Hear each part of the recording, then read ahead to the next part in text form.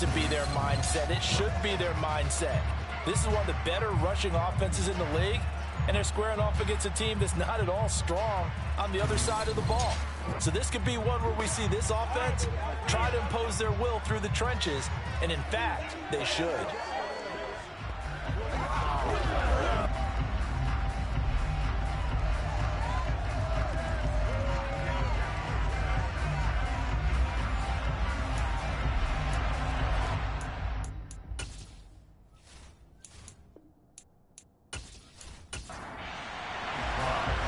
Joey Sly, the kicker, stands ready, and we are underway from MetLife Stadium.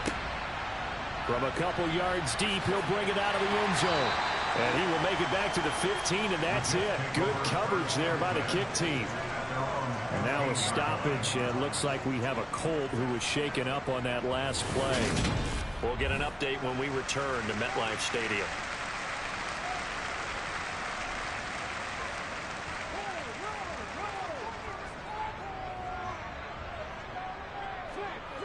Now a play fake here on first down. Throwing right, and that's complete. And way up past the 35 before he's taken down. A nice gain of 21 yards. I don't care who you put on him, he's going to be a handful in one-on-one throws. Yeah, right now, you're right. They're in man-to-man. Maybe needs some safety help. I would say that'd be a good idea. Double team him somehow. I'm going to have to make someone else beat me rather than let him shred my defense. So from the 36 now, 1st and 10.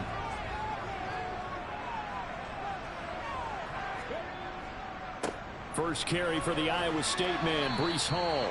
And this winds up a pickup of 2, maybe 2.5 to about the 39. But taking a look at Hall's numbers from a week ago, north of 100 yards, the 2 scores, and you got to give a lot of credit to the O-line. We talked a lot about him, but offensive line was good too. They're obviously in sync with each other, whether it's zone blocking, power running game, no matter what. He understands how to read them and find the creases that they provide. He'll get about 3 as he's brought down right around the 42. In search of 4 yards here to pick up the first down. He'll look to throw. Able to complete this one to Tyler Conklin. And they'll get him to the ground. He has another first down at the Colts 42. The Jet passing game in rhythm. They've got another first. So they go from one 42-yard line to the other as they come up now 1st and 10. On 1st and 10, it's Hall. 2 yards on the pickup there. It'll be 2nd and 8.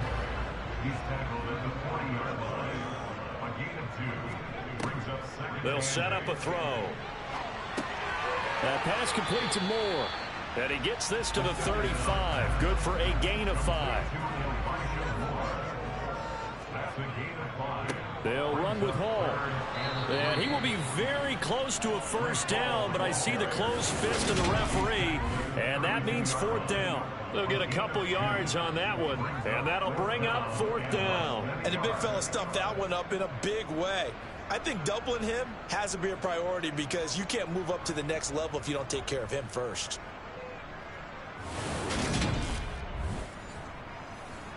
Now the Jets will call on a field goal unit here. This will be from 49 yards out. And his kick is absolutely perfect. And the Jets hit the board first. It's 3-0. Well, they started the drive backed up pretty deep, but a nice effort to overcome the field position, get into field goal range on the game's opening possession. And, Brandon, I think from where they started, the initial thought was, can we get 1 or 2 first downs and help out our defense after we bump the ball away with field position?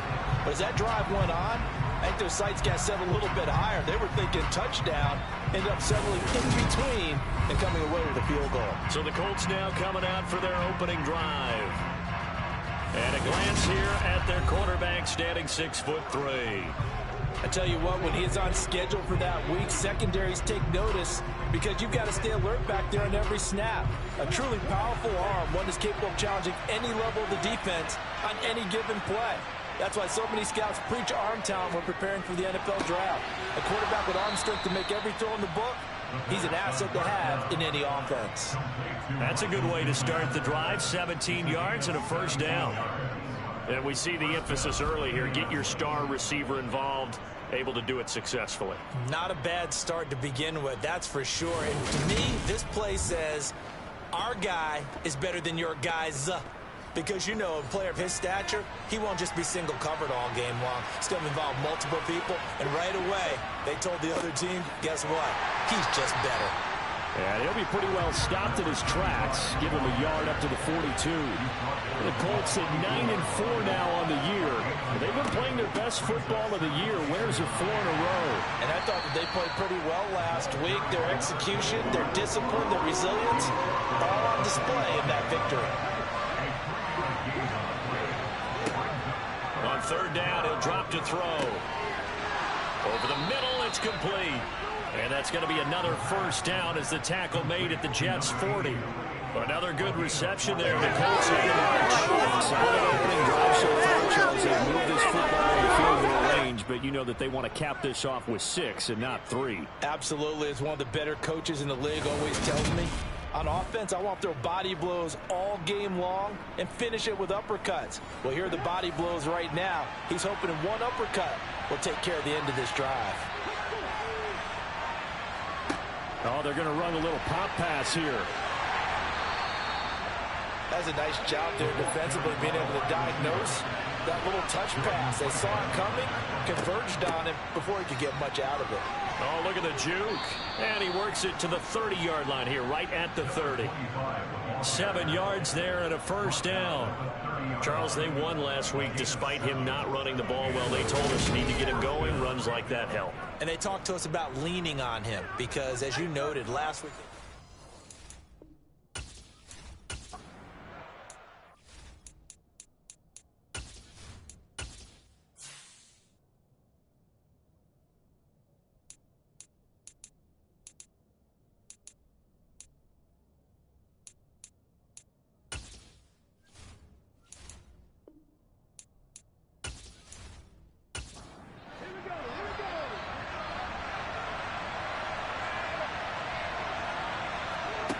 They'll look to throw here on first down. This one completes Alec Pierce. And he's brought down inside the 20 at the 18-yard line. Well, this is what you want to see from your rookie quarterback on an opening drive, Charles. He looks cool, he looks calm, he looks collected in marching them down the field. And, Brandon, I just think the game continues to change and evolve because we're calling these guys rookies. But, you know, they've thrown the football so much at a younger level now. Way more so than what we saw when guys came into the league when you and I came through. And also just the way, in particular to him, Charles, how he handles himself in meetings. Just so professional, mature. Looks like he's been in the league 5 years. Yeah, he cares about the game. He cares about his performance, and it's showing.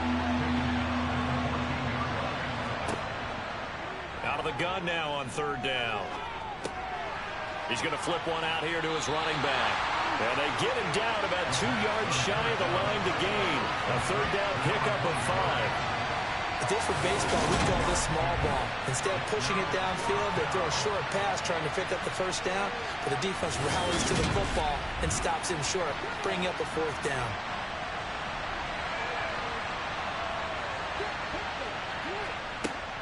On fourth down, they'll try and run for it. And he will have the first down before he's brought down at the 3. Well, we kind of looked at each other as they decided to go for it, but in the end, great execution, a 6-yard gain, and it all works out.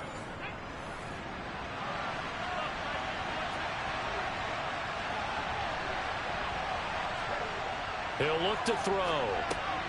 Got a man, it's Pittman, and he holds it in for the Colts touchdown. A great play there. His 5th touchdown now on the year. And the Colts have answered that early field goal to take a first-quarter lead. Extra point by Sly is up and good. And that makes it a 7-3 lead. That one in the books as a 12-play drive. And it was capped off on the touchdown catch by Michael Pittman. This will be fielded inside the 5. And beyond the 20, but not by much. In fact, just a yard pass there to the 21. So we take a look at the playoff picture in the AFC as the Jets come back out on offense. And last time able to get 3. It's not what they wanted. They wanted 6, but they got at least something. They mustered something out of the drive. They'll take it. I like the way you've described it. Not ideal, but they'll take it. Anything to put some points on the board. But this time on offense, they don't even want to see the field goal kicker trot on the field. They want that ball in the end zone. Yeah, they'll be going for 6. The play-action fake. They'll look to throw. The ball popped in the air and intercepted. Picked off by Stephon Gilmore. And he will bring it back. An interception return for a Colts TD. Well, mistake there by the offense, Charles. They tried to pick on a Pro Bowl corner in coverage there, and not the smartest decision. He reminded him that he was a Pro Bowl corner with not only the pick, but the pick 6. And those guys who have that designation, sometimes they get a little bit bored in games because people try to avoid them. They absolutely love it when they get challenged, and it's a chance to remind everyone exactly why they were tagged as one of the best in the league the prior season. The extra point by Sly is up and good. And that pushes the lead up to 11. So the defense creating some points, not only getting the interception, but then returning it to the end zone for the pick 6. So they'll get another shot on offense following that pick 6. And now the kick is away. This taken in at the goal line. And a nice job there on special teams to limit him to inside the 15 as he's dropped at the 14. And New York set to take the field. Now remember, they were just out here a moment ago through the pick 6, so we'll see if they can take better care of the football this go around. Yeah, and sometimes, partner, I think it's almost better that you just throw the pick 6 and you come right back out on the field. You're not over on the sidelines dwelling for it for very long. You're not hearing everyone say, oh, hey, you'll get them next time. Hey, don't worry about it. All that stuff just goes right out the window. You're right back out on the field with a chance to atone. And they'll bring him down at the 27-yard line. 7 yards there and a first down.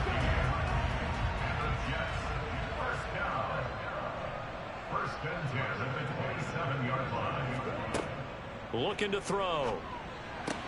Open man here is Conklin. And they get him down, but not before he takes it across the 40-yard line. Give him 15 yards on that one, and the Jets move the chains. And he's the epitome of what we call the move tight end. A guy that you can line up anywhere. In the slot, out wide, in tight. Doesn't really matter because he has such great skills. You want to utilize him in all aspects of your passing offense. And there he was in the slot for the catch. They go play action here on first down. He completes that to Garrett Wilson. Working with a 2nd and 3.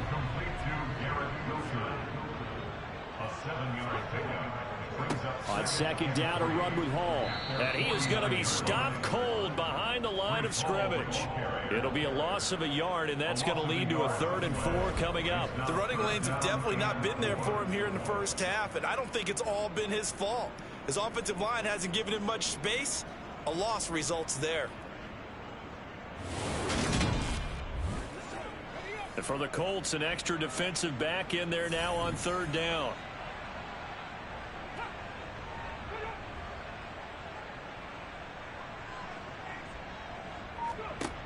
They'll look to throw here. Oh, and this ball's tipped and intercepted. Picked off by Stephon Gilmore. And the Colts are going to get the football here at their own 40-yard line. You don't see this often. A quarterback of his caliber, 2 first-half interceptions. It's absolutely surprising because it happens so rarely. You're searching for what reason, what's going on out there. It's not just maybe the defense is playing well. Is his horoscope off? His biorhythms? What is it? You went horoscope on us, David. Well, I was thinking maybe REM sleep was off. I'm trying to come up with something. Anything, right? Good starting field position for them here as they come up 1st and 10 at the 40. They'll come out throwing here to start the drive. Now they set up the screen. That's complete. And he is going to lose yardage here. Despite the completion, they're going to wind up losing 3 there. 2nd down. This defense for the Jets, they were strong last week, CD, and that went over New England. And the big difference in the ball game, their ability to force turnovers. 3 of them, in fact. Being able to take the ball away, give it back to their offense, that's something that's emphasized each and every week, and they carried it out. Throwing for his running back, and he's got him complete. And a 6-yard gain gets him right around the 43.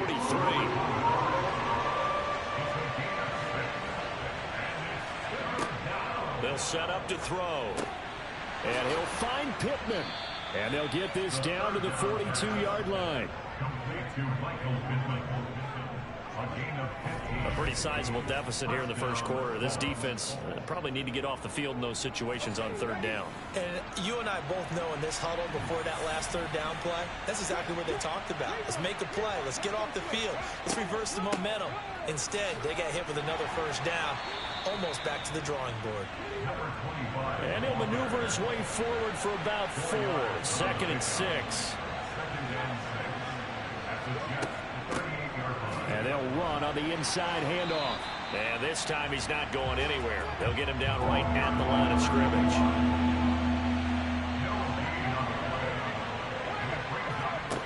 They'll drop to throw. That is caught. Michael Pittman with it.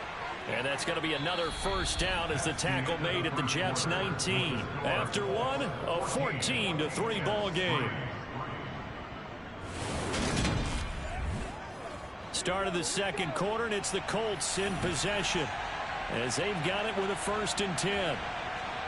From the red zone now, they'll look to throw. And this throw a bit late as he couldn't reach back for it. So after the incompletion on first, now 2nd and 10. He'll drop to throw. And he comes back with one complete. Down he goes at the 10 with a solid pickup of 8. On third down, they're going to run for it here. And he's got the first down as he gets it to the 8. A third down gain of 3 yards, and that'll be enough.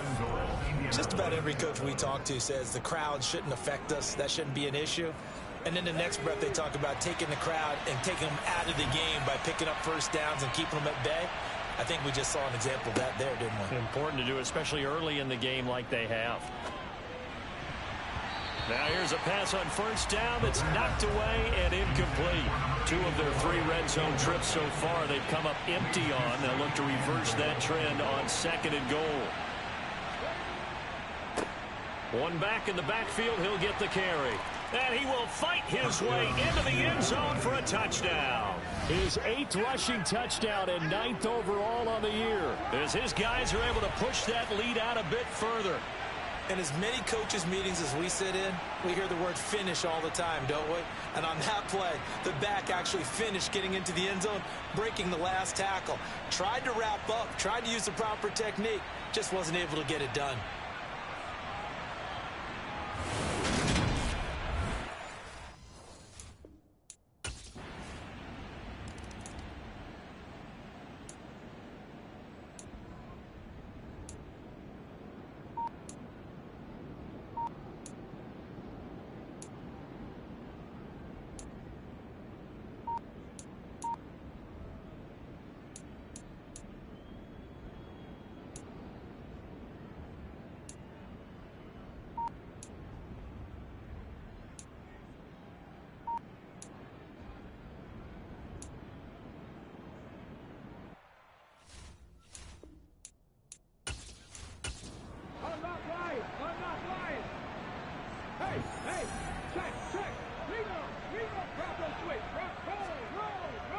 Straight ahead is Hall.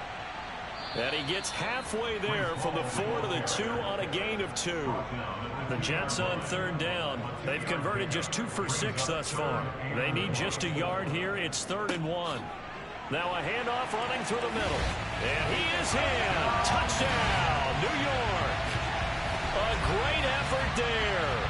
His 5th rushing touchdown now on the year. And the Jets.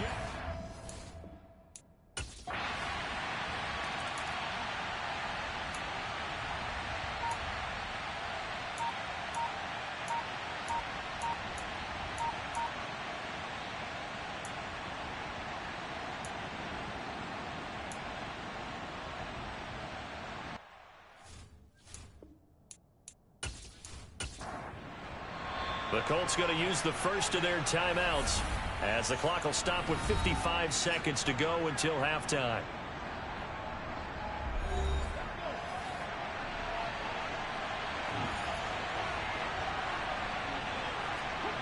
Back to throw here. Touchdown, Colts. Michael Pittman with his second touchdown here in this first half. And the Colts will extend their lead in the final minute of the half. I'll let you do the analysis, partner, but with every touchdown pass this young quarterback throws, and with this...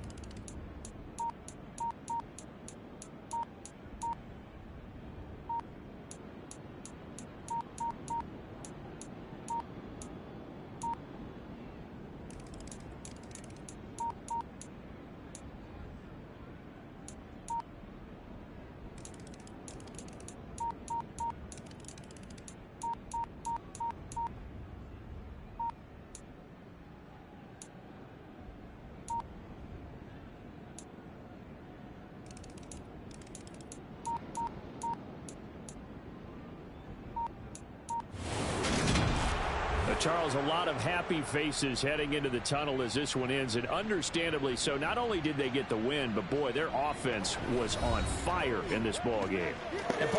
What's good, YouTube? Hold on. What's good, YouTube? It's the boy CJ the Gamer. I'm back again with another Madden 23 franchise season last one. Hey, so we back, man. I ain't go to school today, which means I ain't go to football practice either, man. I'm sick, you guys. I'm surprised I'm even streaming. I mean, I'm not that sick, for sure, like I was like this morning and last night, but I'm feeling a little better. My boys miss me, you know what I'm saying? I'll come back, man. The boys, you know what I'm saying, wish me a like comeback type shit. I'm from the speed recovery, but I'm still streaming for you guys.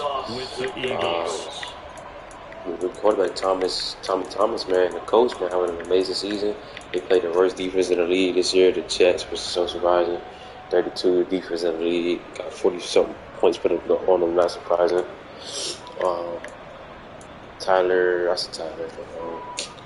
Jonathan Taylor didn't play, so Justin Haynes, second-year guy, he had 2 rushing TDs. Pittman was good today, amazing. You know what I'm saying? Jeremiah Smith was amazing. Over 142 touchdown. But yeah, coaches won. The offense was better. Defense led us some late touchdowns as well. But Gilmore had 2 picks, and this Bobby dude had 2 picks. He might have two pick 6 as well. He probably going to most likely be AFC Defensive Player of the week. But yeah, Colts win 45-24. You know what I'm saying? Yeah, I ain't expect the Colts to be good this year, y'all. I'm not gonna lie to you. Especially with their rookie quarterback, they got a pretty good defense. You know, Michael Pittman Jr. is good. They got a good running game, one of the best running backs in the league, and Jonathan Taylor, 30 rushing yards, pretty solid O-line. So, I mean, at the same time, I'm not surprised. We got a good look at the Jets, man. Worst offense, 32 TDs allowed, 28 sacks. They just, damn, Jets just, I don't know what happened to the Jets, man. I'm not surprised they got 45 put up on them. I'm not surprised. But anyway, the Colts, they win. They still got the 2nd seed right now. So as of right now, they'll be playing the Patriots in the first round. I'll probably see the playoffs, man. The Colts will be playing the Panthers next week, so I can't definitely be watching that as well. This stream, by the way. Yeah, but stay tuned for that. Like I said, I'm pretty sick right now, you guys. I'm still streaming for you guys. Like I said, the playoffs are right around the corner. I was going to stream earlier, at 12, but I fell asleep till like 2. And then I woke up. I was just pretty much just chilling, to be honest. I could have streamed earlier for you guys, and we probably could have been doing the season recap by now, honestly. But it's cool. Y'all boys already know how we do it. Once we get to like week 17, once we get to like week 17 or 18, that's when we're going to start like simming the most important games and going over the playoffs and stuff like that more in detail. Then we're going to be doing the 2027 season recaps. So y'all stay tuned for that. I will do the Chiefs and the Bengals next. Let's see. Shit, but I mean, we don't have to go. The Dolphins and Patriots, that's a game that, you feel me? And the Cowboys and the Bills. Those two games right there that, you know what I'm saying, got some nice playoff implications type shit on them. Cow. We can honestly probably we probably can play those games. Probably watch a little bit of that. Let's go to the Bills game first. They play the Cowboys on the road type shit. Bills, they started to pick it up late in this season. You know what I'm saying? They're number 2 in sack, doing takeaways right now. Yeah, they started. Like I said, they started to pick it up by the end of the season type shit, trying to barely make the playoffs. So let's see. Let's see what they got good and what they got for. I bet you can tell from my voice that I'm, you know what I'm saying, sick, you know what I'm saying, how I sound. Like I said, I gotta go to school tomorrow type shit, bro. I gotta make up this test. I can't miss 2 days, I'm gonna miss. I'm probably already missing half of the Central game on Saturday, so I mean, like I said, I really don't care, man. I'm sick, man. It is what it is. Yeah, so I'm gonna have to come tomorrow. You know, so eat a good breakfast, some orange juice, and go to school, pass this test type shit. I wish me up on that. And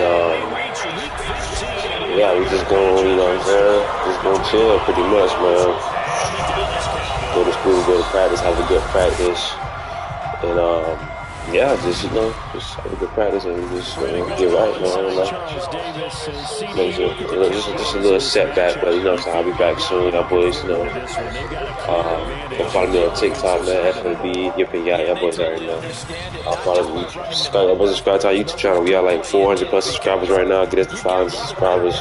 We'll be posting our first video. I mean, I'll be posting our first video already, but our first like reaction video pretty soon. We'll be posting like shorts and stuff on YouTube. So y'all, you know, just stay tuned, man. Clothing line coming soon. You know what I'm saying? Clothing line coming soon, all that, man. So y'all boys, you know what I'm saying? Stay tuned for this content, man. We got the Bills and Cowboys both 2-7-16s, important dubs, important wins right here that both of these teams need. We just gonna, you know, get into the sim session. We're gonna hop in when each team gets to the red zone pretty much. It's a good start for the Cowboys. Great start. We're gonna, you know what I'm saying? These two shitty defenses, low key, y'all. Yeah, these two shitty defenses right here. Not shitty, but they both in the 20th. So Cowboys are already in the red zone. We run it. Tony Pollard in the middle. Okay, that's gonna stop. Blue breaker back there in the middle.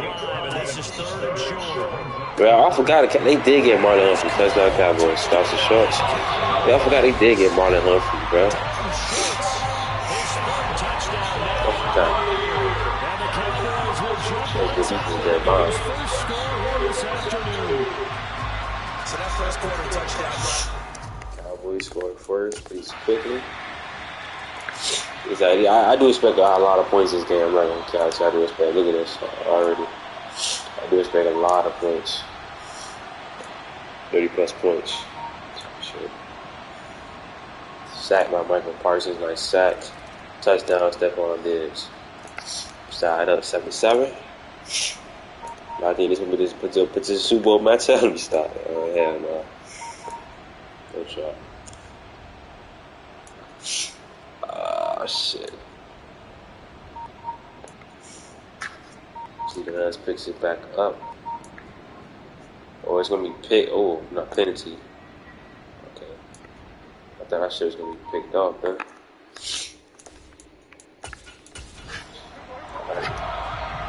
Alright. Back in the red zone on their second drive.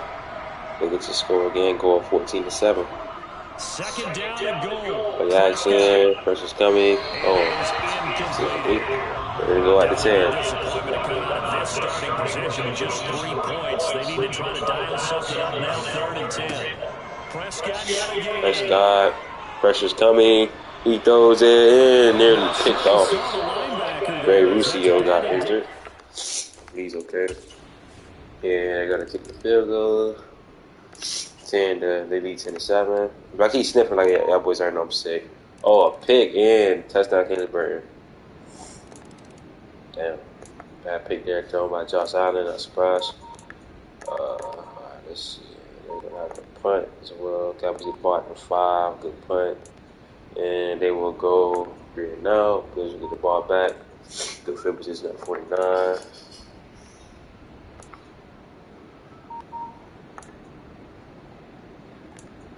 Goes back. Sack right in front of his second sack of the game. Field goal kick is blocked by the Cowboys. Caleb dude, okay, going crazy. Sacked by Jack Sawyer, 39. Mark Cooper picks up the first down, first and goal at 1. Got to look and extend their lead.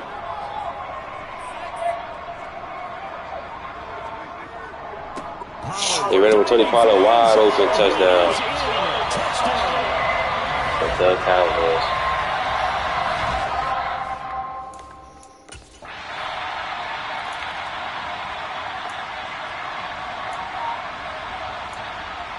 I'll be alright. I'll be good to go tomorrow type shit. It's cool. Hopefully I feel better in the morning. So we can get a good night's sleep tonight type shit, you know. On Cowboys again. I guess I'm gonna get a good night's sleep tomorrow type shit, man. And, you know, just chill. Grinding these yards. Good, already getting blown out 31. Sorry.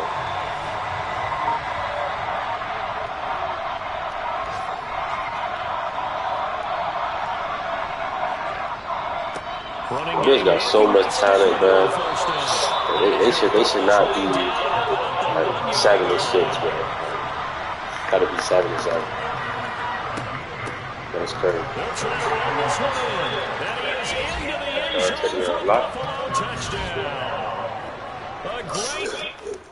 I say the Bills should not be 7-7, bro. Not be 7-7.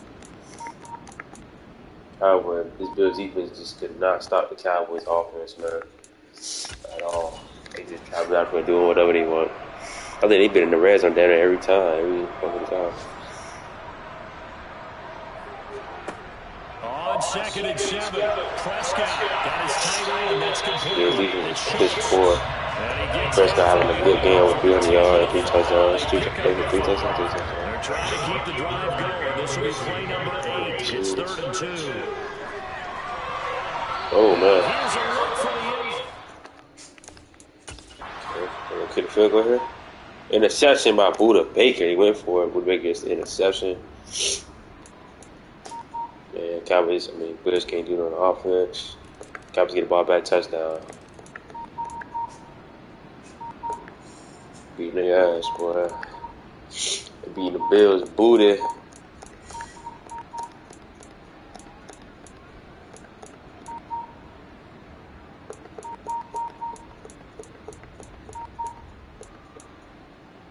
He gonna stay for the score. Oh, he did it. Interception. Game over. Cowboys winning. For the Dallas Cowboys. And when you break it down, this was just a thoroughly dominating performance. And I truly thought that we'd have a tight game coming into this one.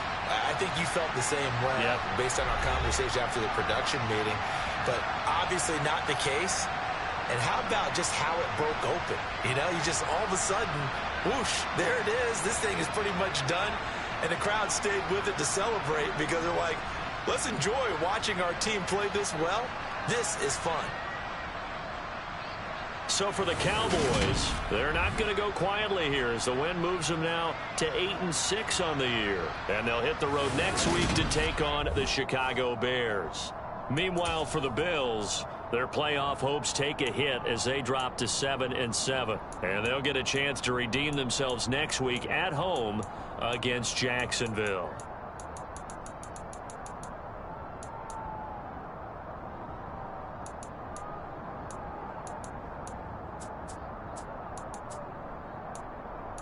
Michael Parsons, 4.5 sacks. Sheesh.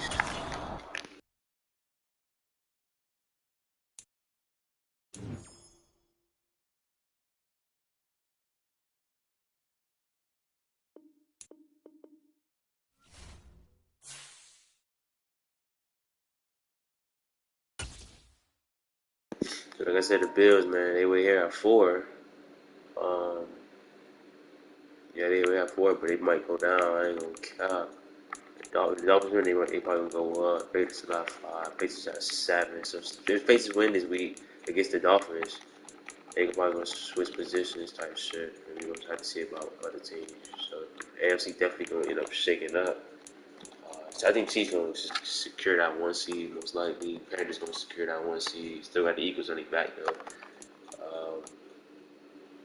But yeah, Niners they in a tough division right now. Okay, but yeah, let's see about other teams and stuff.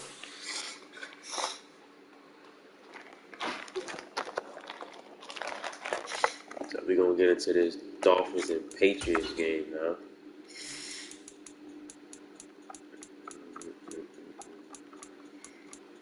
I know the implications in this game right here. Michael Miller, the best running back in the league. I feel like the Patriots didn't have him, bro. Like, how y'all think the Patriots would be good? Bro? 2 top offenses. The Dolphins got the 2nd worst defense in the NFL, so that is not good, obviously. And the Patriots scored 30 plus points a game. And the Dolphins, they defense give up 30 plus points per game. Like literally damn near the same amount of points they can score that they give up. So I expect the Patriots to score 30 plus this game. So I got the Patriots winning. They at home too. Got the better defense. We got this. Okay, not a better offense for real. I mean, yeah, you can say they got a better offense, kind of. No, not really. In certain categories, yeah. Let's get into it, though, man. But yeah, Patriots did get Trevor McCutcheon last year. Gun. That's a Miller, 2nd in. Rushing yards, damn near first. He knows to get up there first. Get into this game now.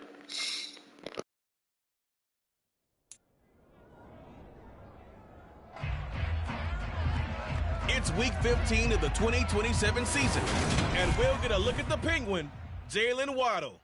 He's in the top tier of the league, 5th in receiving yards so far this season.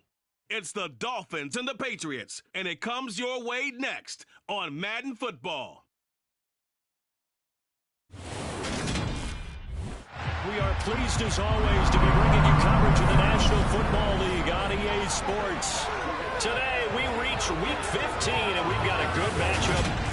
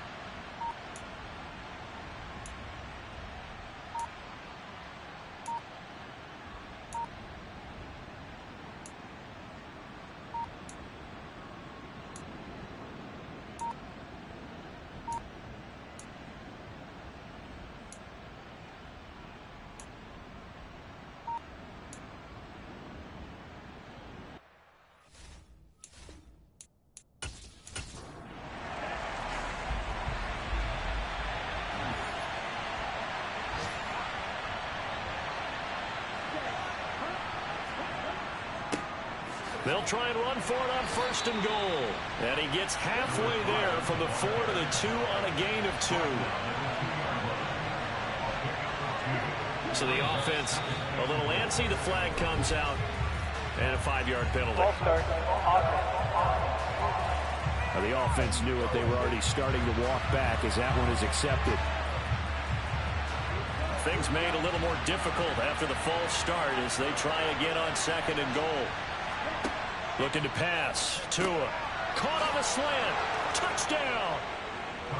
A great effort there. His 2nd touchdown on the season. And the Dolphins go up by 2 touchdowns. Well, this has been a flawless start for them. They score, they get the stop, and they score again, Charles.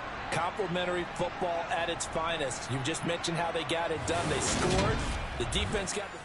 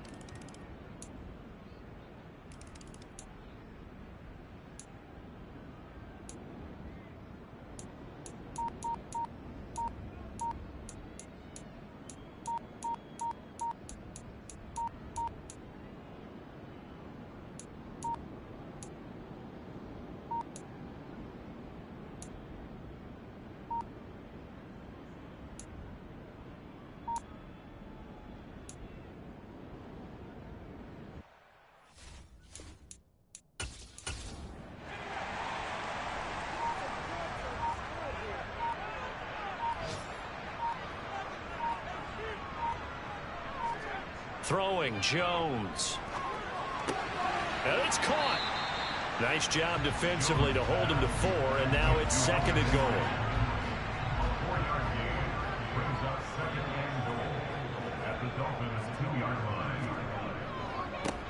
They'll try to run this one in. And he keeps finding his way into the end zone for a Patriot touchdown. A great play there. With his 17th rushing touchdown on the year. And the Patriots are within an extra point of tying up this ball game.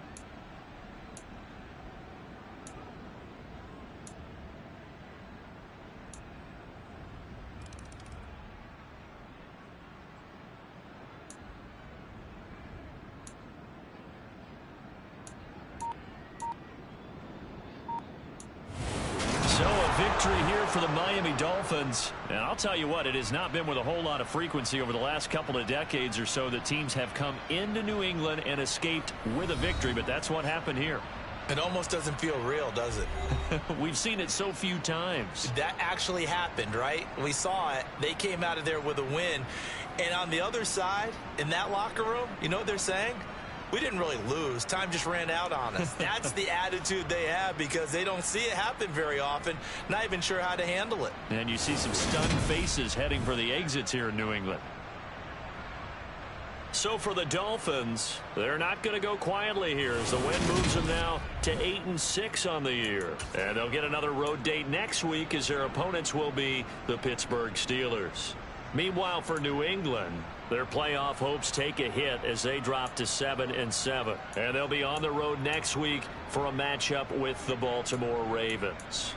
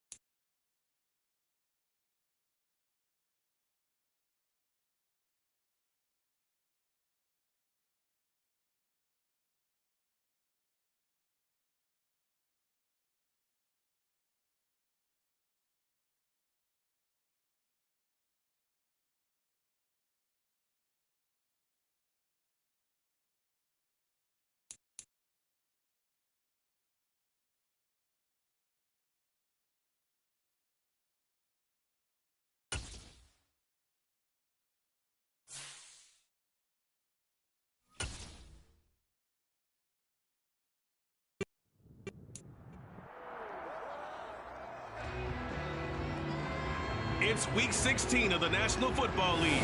And at center stage, it's the Raiders' leader at quarterback, as he's moved past 3,000 yards passing for the year and looking for more.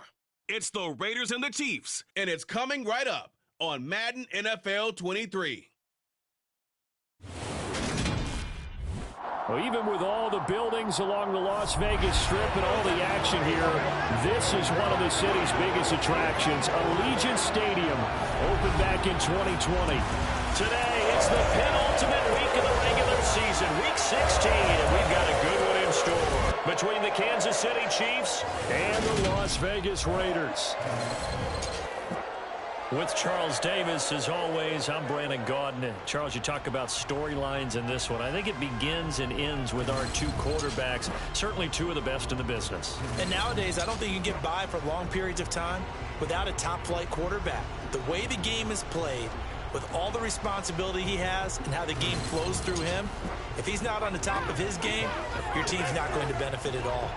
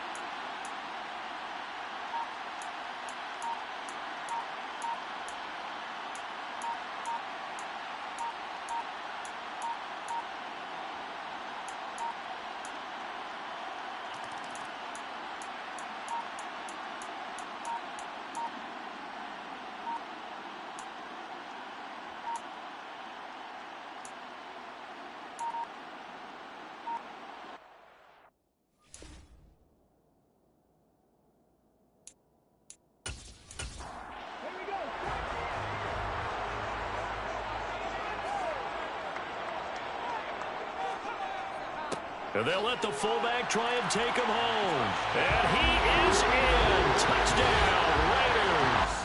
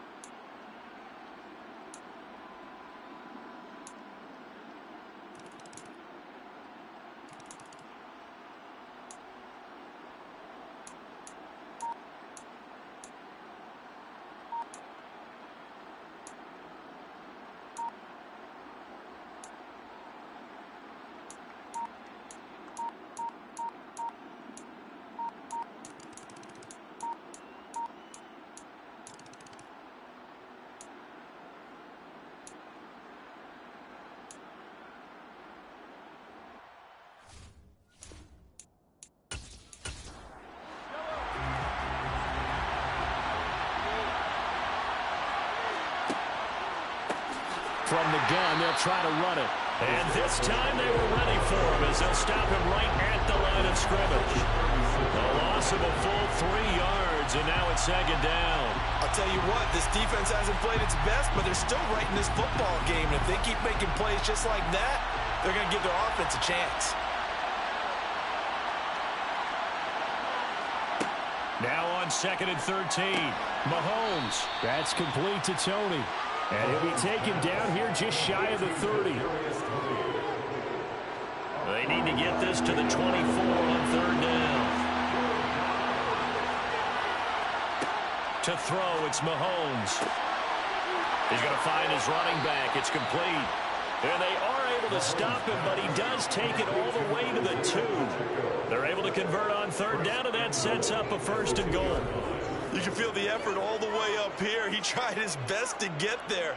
Didn't quite make it, but down around the 2-3 yard line, you got to love the effort, and especially the big play that gave his offense a great opportunity. They'll try and run for it on 1st and goal. And he will take it on in for a Chiefs touchdown. Isaiah.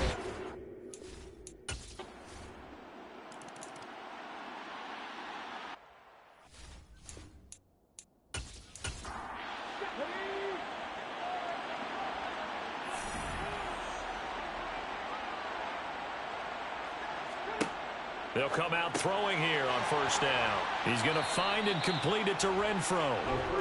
And from the 25, they work this to the 29, a gain of 4. A handoff, Jacobs running to the left. And he'll earn a couple of tough yards past the 30 to the 31. On 3rd down, here comes Jacobs. And he's going to have the 1st down at about the 38. 49 yards rushing for him now as he's run it 11 times. So here's a 1st and 10 at the 38. Here's Jacobs on 1st and 10. And he's going to be stopped up quickly here. Just a yard up to the 39. 1 quarter remains here in Week 16. This is the National Football League on EA Sports. Back now in Las Vegas. Welcome back, everybody. Here's 2nd and 9, just a yard on that last run. It's Raider football here, but they're on the short side of the scoreboard right now as we begin the 4th. A 2nd down pass play there, but it's incomplete. Intended for number 12, incomplete. An incomplete pass on that last play, and that means they'll need to come up with something here on 3rd down. He'll look to throw. And that is incomplete. Here's A.J. Cole now. He's been terrific so far. And he deserves a bronze leg as he gets this one away. And a great job here. This is going to turn out to be a beauty. This is marked down at about the 3-yard line. Now, if you're a fan of punting, this game's for you. He's been out there.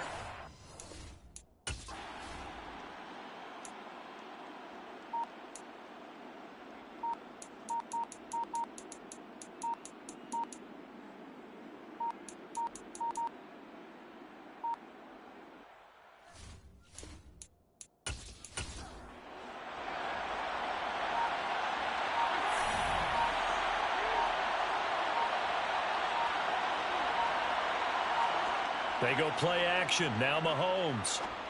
And that is caught for the touchdown, Kansas City. Noah Fant with touchdown number 8 on the year. And the Chiefs are on their way to a 13th win on the year as they add on to their lead.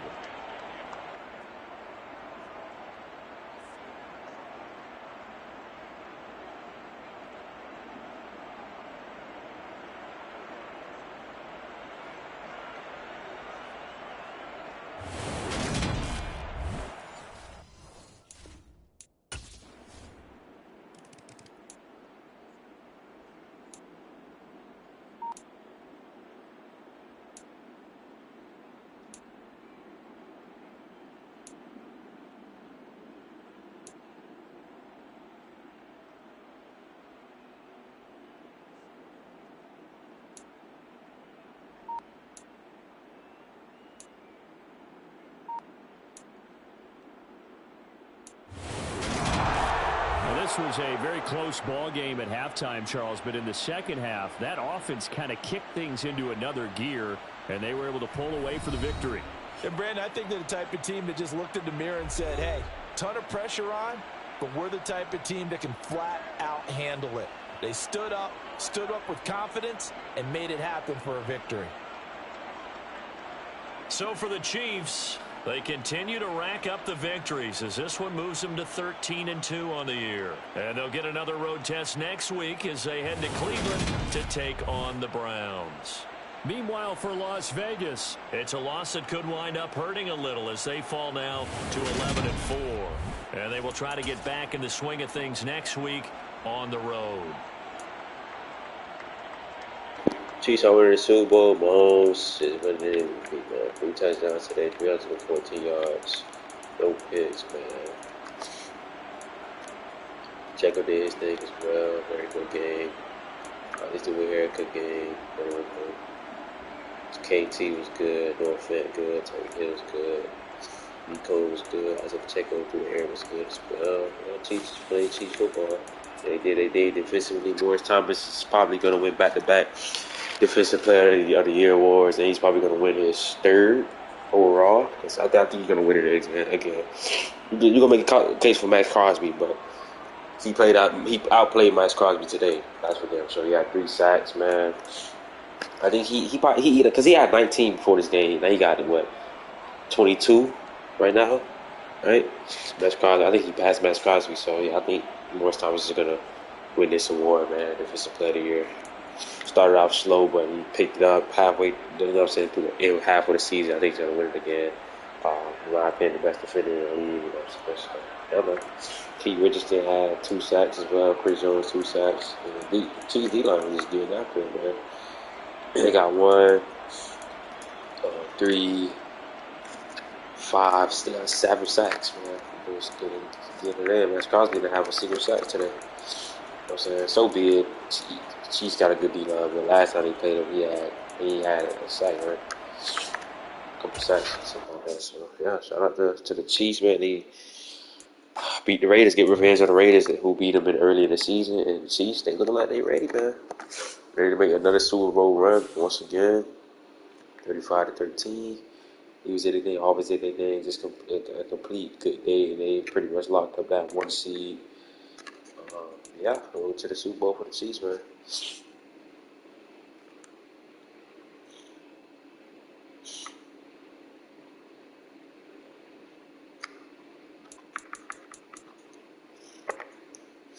Yeah, like I say, tough break for them. Now let's watch this Panthers game now. This Panthers and Colts game type shit. Let's see how good the Colts really is. They could beat the Panthers here. We shall see. Let's see.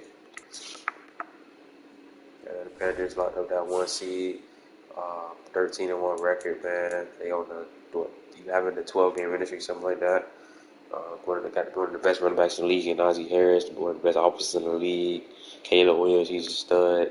Got good defense with Brian Burns, the best DB in the league. I mean, the best DB that's rated this year.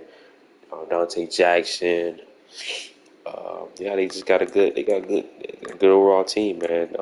They had the 1 seed the past couple of years now. They just last year they went to the championship game, but even before that they lost the first round. Last year they went to the championship game. Now they looking to finally get to that Super Bowl. You know what I'm saying? Trying to stay healthy. But yeah, they trying to, you know what I'm saying, basically finally get to that Super Bowl, man. You know, so we gonna see if they can continue their dominance here tonight or whatever. Against the hot Colts. Let's see.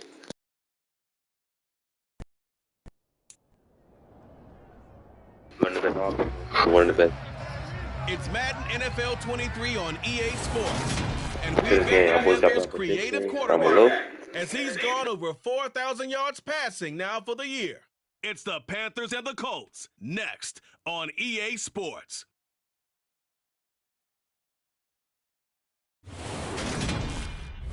Well, it is just the perfect time of year for a trip to the Carolinas, and that's where we find ourselves at Bank of America Stadium in Uptown Charlotte.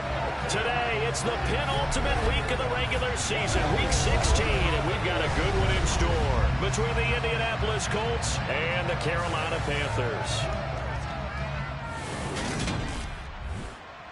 Brandon Gaunt alongside Charles Davis. And CD, you look at the Colts in this matchup. They think they can run the football in this one, but there's a group on the other sideline that thinks otherwise. Yeah, it's always intriguing when you pit an offense against a defense that seems like they can cancel each other out. We've got a top 5 rushing offense against a top 5 defense. So a lot of times it comes down to execution and maybe a little bit of that, what coaches call want to.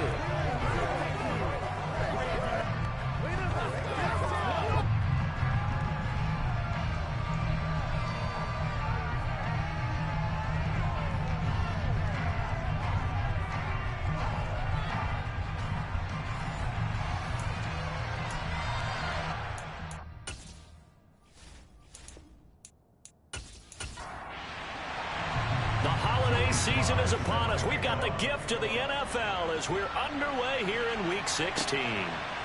From a yard or two deep, here comes a return. And he'll be brought down shy of the 20, so the decision to bring it out of the end zone, not a good one.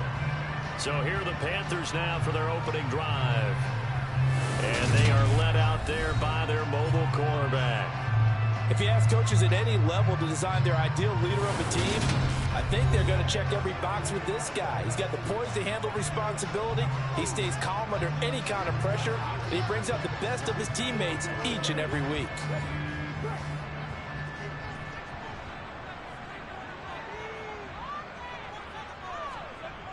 They'll try and start this drive in the air. And his first look is incomplete. An incomplete pass on first down. That leads to a 2nd and 10. Now a give. Running left is Harris. And he roams across the 20 to the 24-yard line. We'll get a pause here. There appears to be a Panther who is shaken up on that last play. We're always unfortunate to see an injury, especially this close to the end of the regular season. We'll step aside. Third play of this opening drive as they're looking at a 3rd and 3. Now back to throw. And a quick throw here, that's complete. And he is going to have a Panthers first down by about 3 yards or so as they wind up getting 7 there on 3rd and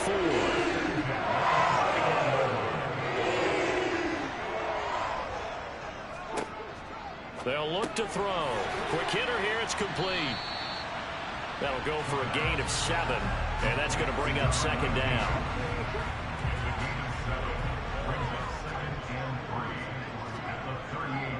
They'll try the right side with Harris. And this won't be enough to pick up the first. A gain of 2, 3rd and 1.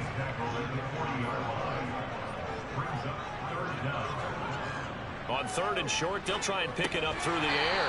And he will find the open man. It's DJ Moore. They give him 7 yards on the play, and they do pick up the conversion on 3rd down. The Panthers sit 13-1 now on the year. And I tell you, it has been a few months now since they've tasted defeat, and they are without question the hottest team in football. And I'm really not sure who's going to beat them right now because, to me, they have to be the favorites to go all the way because they're not just beating teams, they're dominating them. It's been fun to watch them play, not just in their winning, but how they're getting it done. Now a throw here, hauled in. And he's going to be taken down at about the 33. And he's already got 2 catches on the opening drive. They know he's going to be a handful. And sometimes you game plan for that offensively. You want to make sure that guy touches the ball, and sometimes it just happens naturally. And then you change your game plan. When he has the hot hand, you keep going back to him because he's running routes with confidence as the game goes on. Now from Colts territory, here's a 1st and 10 down at the 33. He'll look to throw. He gets it complete to Harris. 2nd and 8 coming up. Back to throw again. Throwing middle, and it's complete. And they're going to move it down inside the 25. They'll look to throw again. That's swung out wide to Harris. And he is going to have a Panthers first down as they're able to convert, albeit not by much, on 3rd and a yard. Well, that's how you use your safety valve, CD. He didn't appear to be the intended target, but they got it to him, and he was able to get just enough to pick up the first. And what a great example of where we are right now in the NFL, because if you're a running back, you're not just going to carry it. You got to catch it out of the backfield as well. Those combo guys, they're the ones everyone wants on their team. And this is going to be caught. No, they say it's incomplete. Well, the incompletion, but now we also have an injured player. But not what you want to see this late in the season. The medical staff is going to check on him, and we'll step aside for a moment. So after the incompletion, 2nd and 10 from the 22.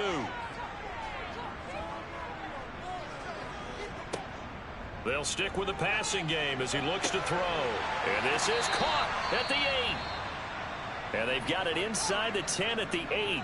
And now a stoppage. It looks like we have a Colt who was shaken up on that last play. We're always unfortunate to see an injury, especially this close to the end of the regular season.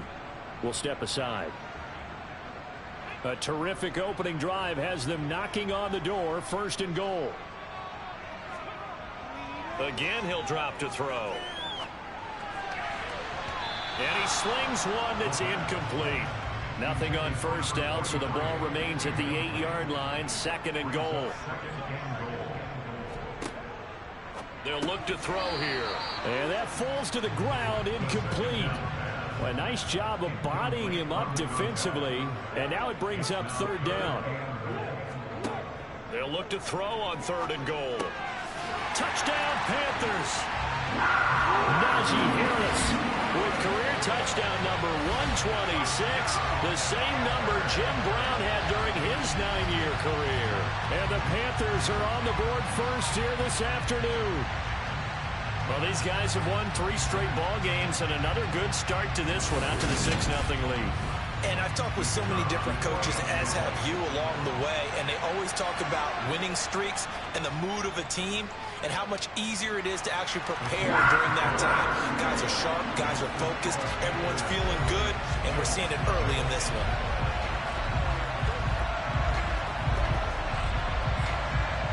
Out is the kickoff unit as they run up and send this one away. This fielded right at the goal line. And he had no room to run as he's tackled down inside the 20. So the Colts now coming out for their opening drive. And they will be led out by their 6'3" quarterback. That was a solid performance last week, wasn't it? 2 touchdowns, no interceptions, ran the team well, won the ball game. Bottom line, may not have been earth-shattering, but it didn't need to be.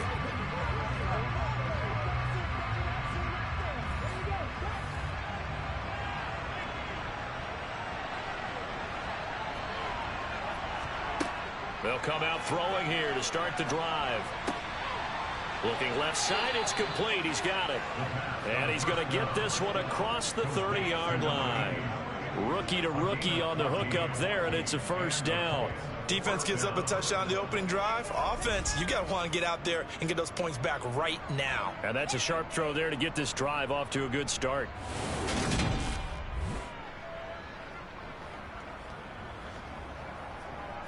From the 32 now, here's 1st and 10.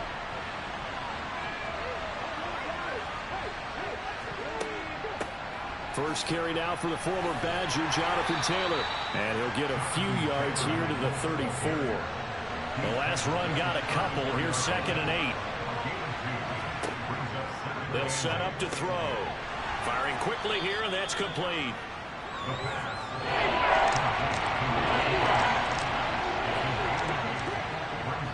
They'll try and run for the first with Taylor. And he'll be brought down right at the 45-yard line. It's a gain of 3, and it gets him to first. That's about what you would expect since they're so efficient on picking up 3rd downs in the top 5 in the NFL. It's all a mindset, and I guarantee you, it started in the offseason. 3rd down's important to them.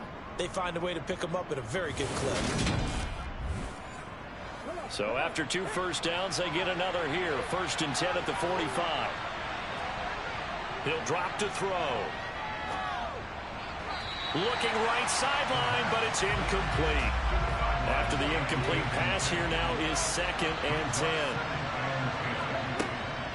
Up the middle, here's Taylor. And he'll be brought down at the 50 after a gain of about 5. Play number 7 now coming up on the drive. 3rd and 5. From the midfield stripe, they'll look to throw. To the sideline. Wow, what a catch. Doesn't get a lot out of it. But he is able to keep the feet in bounds. So the completion good for just 3. And that's going to make it 4th down. Try to punch it in with Taylor. And I don't think he got there. He did not. They stop him a yard shy. He needed 2. He only got 1. And the Panthers will get the football back. The Carolina offense making their way out. We take a look at the playoff picture in the NFC. And for them, it's no longer a question of will they make the playoffs. They've clinched the division title. The question, can they hold on to that #1 seed? And this is where the mental fortitude comes to play, doesn't it? Because now you're not just the coach talking about it, it's team talking about it to each other, supporting each other, carrying each other along, because having that #1 seed means everything in the NFL. It does. So even though the division title's clinched, shouldn't take the foot off the gas. No, not at all. Play it all the way through, and I think we've seen that in recent years in the NFL. The teams that play and play to win each and every game, they're the ones to deal with in the playoffs. And he is going to have a Panthers first down by about a yard as they're able to convert on 3rd and 2. Well, they certainly made a point of getting him involved in the passing game here in the first half. They must have seen something in the scouting that said, hey, we can capitalize on him getting the ball possibly in the open field. And I think in the second half, that may loosen up the defense a little bit to get the running game going back inside. They'll look to throw here on first down. Looking middle, and that's complete. And he'll be brought down inside the 40-yard line. On 2nd down, this is Harris. And he tried to bounce it outside, but they'll stop him behind the line. The first down line at the 34 here on 3rd. A throw. Going to throw right side here, complete. And they'll get him to the ground. He has another first down at the Colts' 29-yard line. It's a gain of 11 yards that time, and it produces a new set of downs. Someone sharp in this game. I mean, a touchdown pass on the first drive and comes right back, and he's flinging it around really well here. Really nice throw there to pick up the first down. You kind of just feel a laser focus and confidence about him, and I think we saw that this week, didn't we? Talking to him and the coaches, they felt good about his performance coming up. Yeah, I was really impressed with that last practice we saw when they went through 2-minute drill, when they went through all the different situations. Ball hardly hit the ground, and I thought, yeah, he might be locked in for this one. A look at the numbers for Harris in last week's game. 15 carries, 61 yards. Well, we know they've clinched a playoff spot, but there's plenty of football left to play, and I'm a proponent of continuing to do what you've done throughout the season, especially with teams that are heavy run teams, because if you throttle back too early, you lose the rhythm of the run game, not just with the runner, but with the offensive line as well. His 4th catch already in this first quarter. It's a first down. This has to go down as one of the simpler routes in the playbook, but oh so effective. Nice completion there. Keeps the sticks moving. That caught by Tremble. And they're going to be set up now with the ball at the 13-yard line.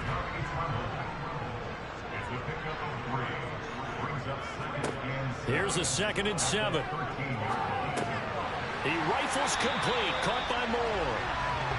And the Panthers are going to have a 1st and goal as he'll be taken down at the 7-yard line.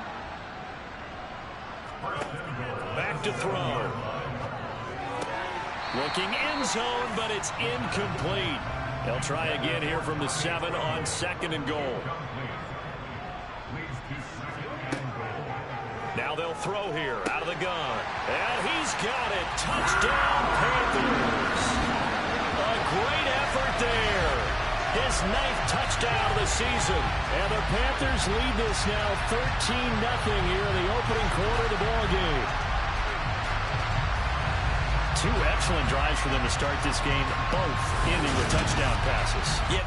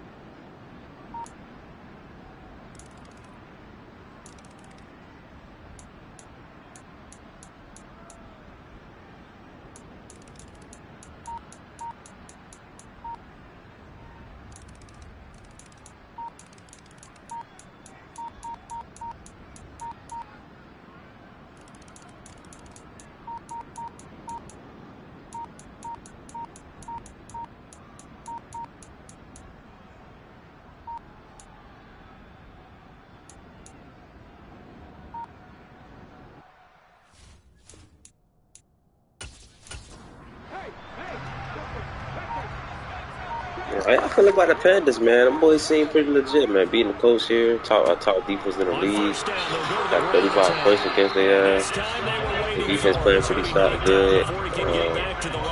Cleared up, obviously. Yeah, but shoot, how I feel about the Panthers? They was in the NFC Championship game last year, right? Watch it. I think it was. Well, I'm gonna check that. A nice pickup there of 11 yards, and it'll move the sticks. The passing game continues to be their friend. Even with a stable lead here in the fourth, Charles, they're going back to that well.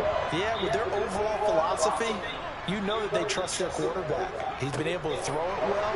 They continue to throw these safe passes. No, they ain't making last. They lost to the Eagles in the first round. Back year.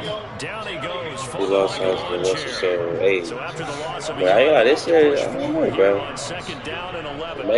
can make it to the NFC Championship game this season, man. Looking good, you know what I'm saying? 13-1 record, got to be 14-1. Look good, man. We'll see what they can say the playoffs. To be fair, they have Najee Harris in that Eagles game. To be fair, but they ain't really happy, you know, but hopefully this year they be healthy. A handoff as they run the counter play. Speaking of Najee Harris, Najee. And that's going to leave them with yeah, they, you know what I'm saying? They're pretty solid, man. You know what I'm saying? Yeah, boys, let me know how y'all feel about the Panthers. I think they frauds again. They gonna lose back-to-back years as the 1 seed, or for the third time, or you know, are they gonna actually compete this season? Like, let me know. Like, what y'all think. Throwing here on first down. Over the middle, Pierce. And they're able to get this one across the 35. 26 to 23, so this is the first game. And they have Najee that game either, so I feel like they have Najee in the defensive cap on right now, and I know they're saying don't give up any big plays now. They control this game throughout, and all they want to do is see it through to the end. I think they let their guard down a little bit with that last completion. Sometimes when you're trying not to give up bigger plays, you don't react as fast as you should on other throws. So signs of life in what's been a dormant offense in this second half. Here's 1st and 10. Now, meanwhile, a pass that should have been intercepted, but it winds up falling incomplete. And 2nd and 10, he'll look to throw again. And they'll get this down to the 42-yard line. And see, when you look at this defense, what kind of pressure are they under trying to stop a team that has won 5 games in a row? Well, to me, it makes their job harder because you know you're going up against an offense that's playing at an elite level, and sometimes you can get too caught up in trying to play the perfect game. You're trying to be too precise, too fine, instead of just letting it rip. And I think that's more the priority than trying to be absolutely perfect. So from the 39 now, they'll come up on a 1st and 10. They'll drop to throw. Throw left side, taken in by Pittman. And he'll be hauled down at about the 30-yard line. 2nd down and inches. It's a short one here, complete to his tight end. And they're going to have another 1st down as the tackle's made at the Panthers' 19.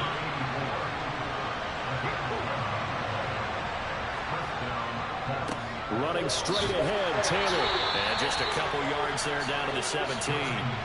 The last run good for 2. Here's 2nd and 8. They go to the ground again with Taylor. And he's heating up at the line of scrimmage. Might have gotten a yard down to the 16.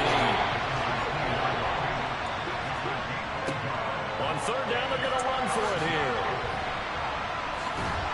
And he's brought down, but following a pretty juke move that gives him the 1st down. Now they'll switch it up here and look to throw.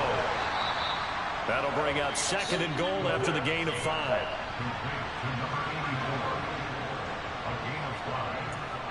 Taylor will get down close to the goal line, but not in, as he'll be marked down at the 1.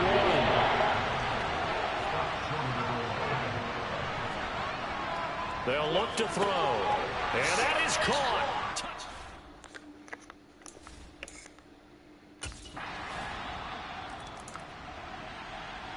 During this year's playoff, the Texans won't make it.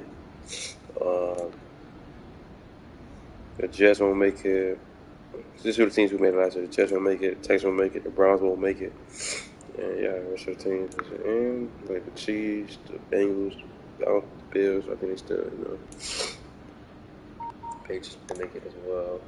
That's the ball game, man. Packers win it, 38-24. They move on to. You know what I'm saying? They already clinched the 1 seed already. It's 14-1 now. Colts, you know what I'm saying? Still solid team. Just, couldn't get it done against the Packers on the road here. Offense took care of the football, converted it into points. I think the Colts just lost 2. Nah, that's not. Wait, nah. Because actually they played. Did they win last week? When they show the film, they have to be careful not to give out too many kudos and kill their motivation going forward. So for the Panthers, it's another win for them, and you wonder if they want a redo on that one loss as they sit now at 14-1. And they will hit the road next week to take on the Tampa Bay Buccaneers. Meanwhile, for Indianapolis, it's a bad time of year to take a loss like this as they drop to 10-5. And they'll look to regroup next week as they head to Houston to take on the Texans. Okay, they should win that game, okay. All right, so I think they're supposed to be all right. They had a play out. Caleb Williams, amazing game today, man. Tommy Thomas showed that he rookie today, 3 picks against his elite secondary. Najee, I knew it. That's why I didn't really see him. Najee Harris is injured, you guys. So we gotta pray, and hopefully he's okay. He's not out for a long term. Cause this same thing happened to the Panthers last season, man. They lost Najee around this time of the season, and he was out for the playoffs.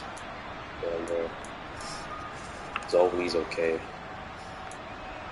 This Luther Burden dude, good game. Damn, they gonna miss Najee, man. JSN, good game, 2 touchdowns today. Michael Taylor was good to the air as well.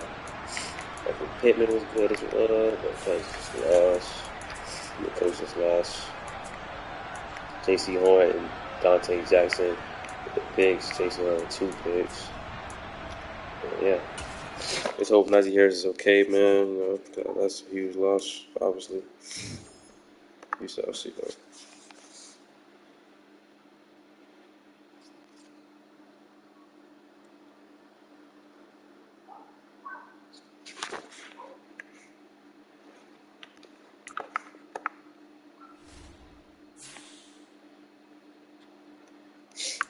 Yeah, I think he's good. No long-term injury. So we're going to have to, watch out. They might as well just rest Najee, bro. Because they already clinched the 1 seed. They honestly could just rest their starters for these. Don't want to risk no damn injuries type shit, Najee's okay, though, you guys. But yeah, they might as well, honestly.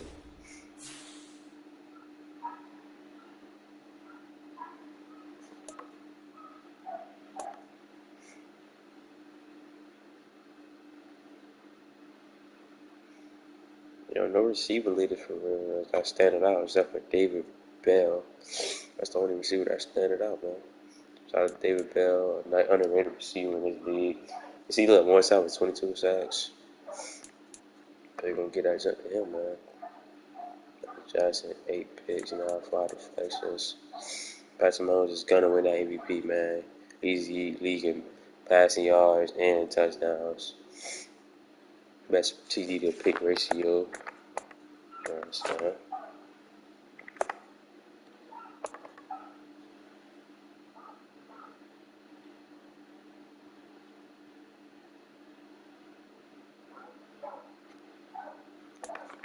Cowboys and the Bears, we're going to see who's in that. Until week 17.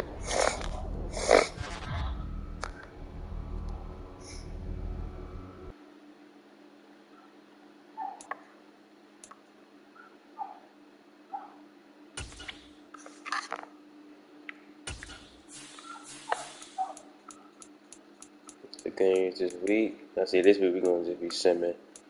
You know what I'm saying? Important games. Like this Texas and Colts game, maybe. Texas, but not important, yeah. Bears and 49ers. Cardinals and Bengals type shit. They did it today, shit.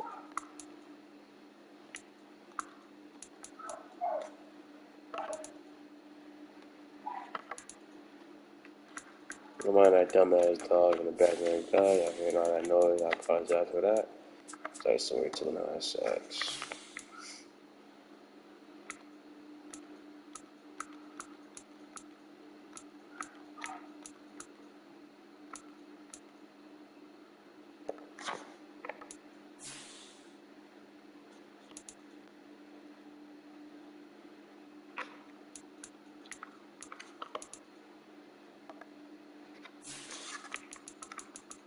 I'm about to end the stream though, y'all. I'm gonna be back probably tomorrow. I'm gonna do the season recap tomorrow for you guys. When I get to the house, probably it depends how I feel, but you can be doing the recap season. That's gonna be the next thing, the season recap, pretty much. Oh no, matter of fact, no. We gotta do the weeks, the we gotta finish out the season type shit first. I don't know, yeah, we might as well just gonna finish out the season. Fuck it. We're gonna start some of these games and shit.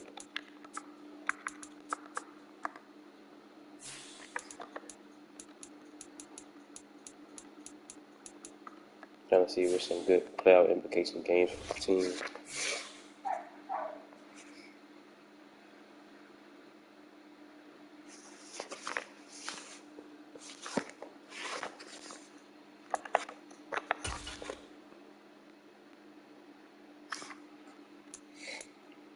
That was at Fort Smith playing the Raiders, Bengals, and as of right now, Bengals and Bills. So you got the Colts and the Patriots. I've been there for a little minute.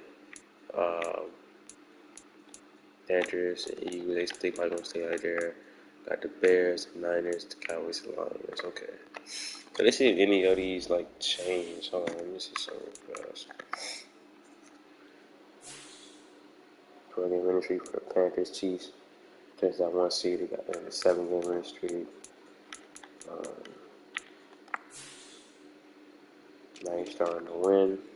The Bengals got this. They got this. Colts got this. Ooh, it's close, y'all. Look, it's close, man. It's close. So we gotta take a look at close look at the AFC East, man. Chiefs got clinched the 1 seed. Raiders still gonna have that 2 seed, though.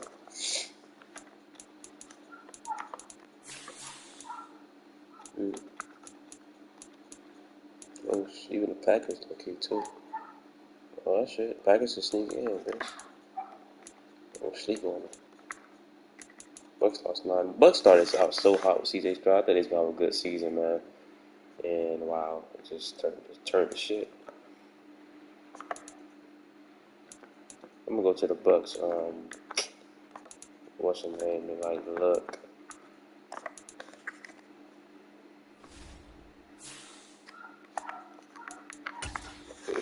Panthers a week. They don't 9 win this week. Not winning this game.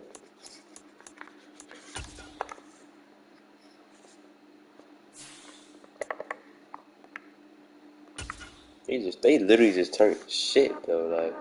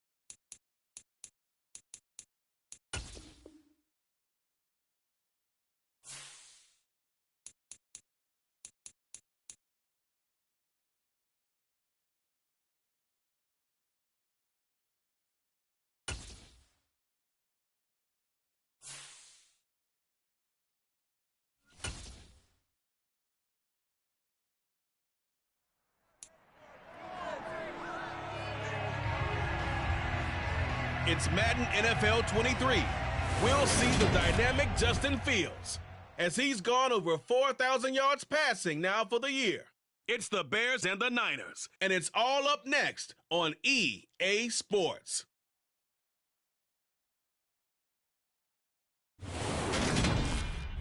We've had a lake effect snow band sitting over Soldier Field since about 9 this morning, and it's not supposed to budge anytime soon. The good news, the folks don't seem to mind here in Chicago. Today, we've got a good NFC matchup on tap between the San Francisco 49ers and the Chicago Bears. Along with Charles Davis, I'm Brandon Gaudin. And, Charles, you look at our visitors coming into play here. They know coming in they've got to be at their best because they're facing one of the better overall defenses in the NFL. And this is not one of the better offenses around in terms of running the football. So they understand that they're going to be put to the test a bit. The big plays in the run game, they haven't been there of late. So maybe that means we'll see them shake things up a little bit. Some RPOs, some touch passes, some draw plays. Anything to try and gain a little bit of momentum.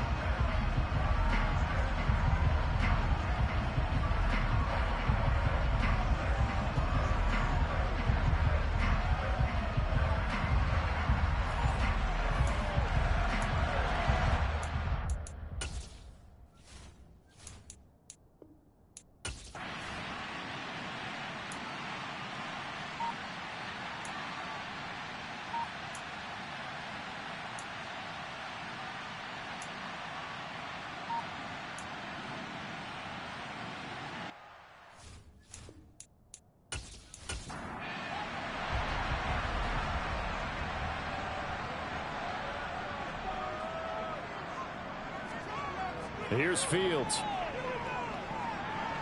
Fields hit and the ball is loose. And now this is scooped up by the 49ers. Let's face it, everybody at the start of a game has a mental image of how they expect it to go, and I think that was going exactly as they scripted it.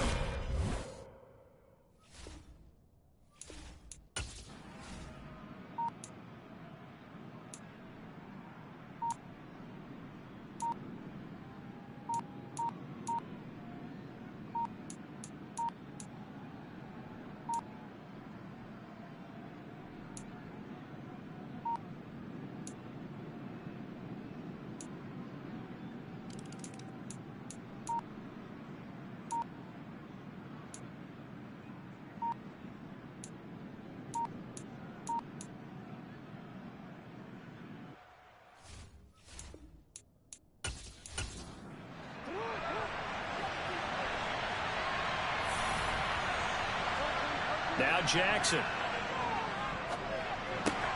This will be caught at about the 5. That'll bring up 2nd and goal after the gain of 5.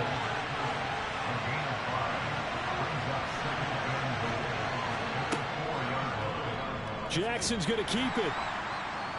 And he will push his way forward down to about the 3-yard line. They've been denied touchdowns in the red zone twice already. Here comes 3rd and goal. McCaffrey will get into the end zone for a 49er touchdown. Able to punch it in on 3rd down makes it easier for those guys on the sideline. They didn't have a 4th down decision to make. Yeah, could you feel the exhale?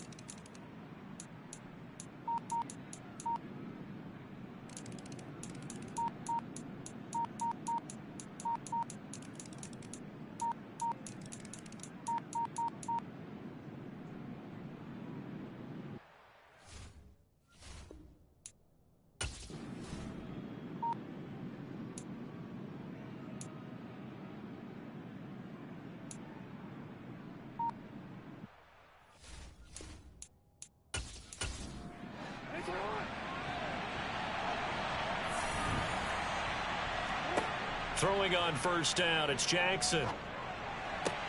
Sideline throw, it's complete. And a nice job there of keeping the toes in bounds. They'll wind up getting 7 on the play, and it's 2nd down.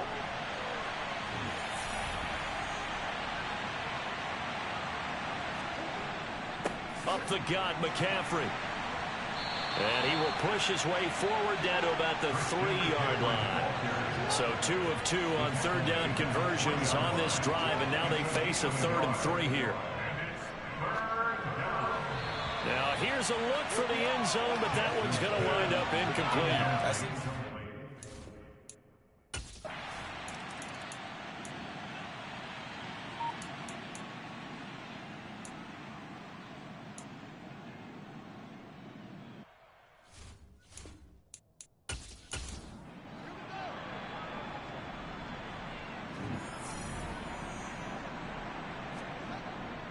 They'll run with Montgomery. And a short pickup there down to about the 9. Only a yard on the pickup there. 2nd and goal.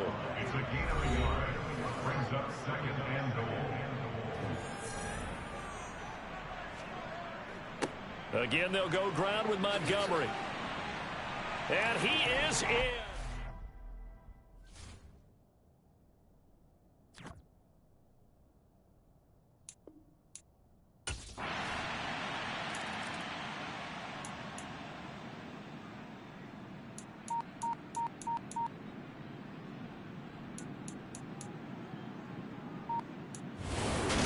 Victory here for San Francisco, and we talk so much about the turnover battle, determining who wins, who loses. This game, no exception. Air-free football, no turnovers at all, and they win it. So this is one you don't have to convince your team that what you're saying is accurate. And you know what I'm talking about. Head coach always stands up in front of the team and says, guys, if we do this, this, and this, we'll win. And usually they say if we win the turnover battle, we'll win. Well, here's the proof right there. Win the turnover battle, go on to victory. Now the guys believe. You move on to the next lesson where you have to convince them. This one is now planted. All right, Niners 7. I don't know what that means for the Bears, but Niners had a good day offensively. Solid day defensively. Hold on, y'all. Be right back.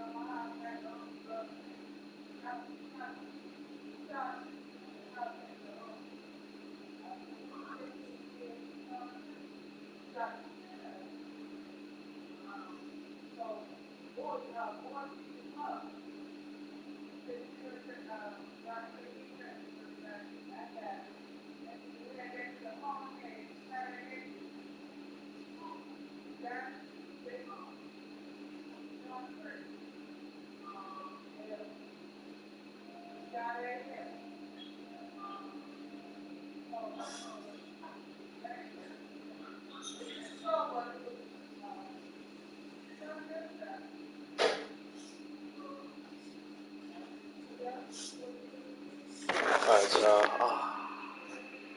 let's see. Okay. Alright, so the Bears definitely moving down. The Niners probably going. They probably gonna swap positions. Wow, they gonna I think everybody gonna swap positions type shit. Big win for the Niners there. You know what I'm saying? Anyway, what other game we gonna play next? That really means something. The Eagles game kinda, but not really though. Shit. I'm not gonna go eat, so I'm gonna just put on the game type shit. Like let y'all just watch it type shit. I guess we could play that the Bills and the Bills and the Patriots type shit. Kind of play the Bengals game first though. Then there's the Cardinals type shit. Even though the Cardinals still can make it in, I'm not sure. Y'all let me know. Bengals best passing offense, one of the best offenses in the league, top 3 offense. Taking on the Cardinals' #1 defense. Oh no. Oh yeah. I do want to check out this Cardinals defense. I ain't gonna lie to you.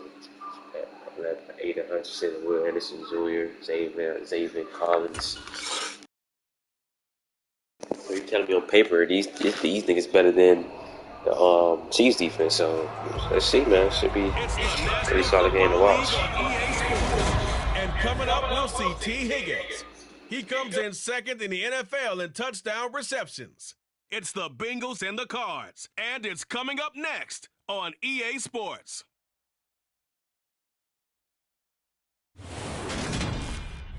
From the banks of the Ohio River, there's a look at what's now known as Paycor Stadium here in Cincinnati.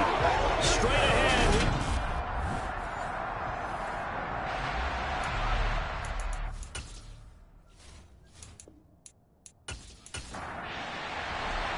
We are set to go. Evan McPherson to do the honors, and we are underway from Cincinnati.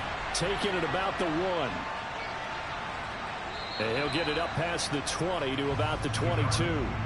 The Cardinals now getting set to go offensively, and it'll be the dual threat quarterback Kyler Murray leading the way. And you and I both know that any win is a good win, and that's what they did last week. But there was also plenty for him to work on in his game, wasn't there? Yeah. 2 touchdowns, an interception. Yeah, you know, he wants to increase that a little bit in terms of ratio. But first and foremost, they did win the game.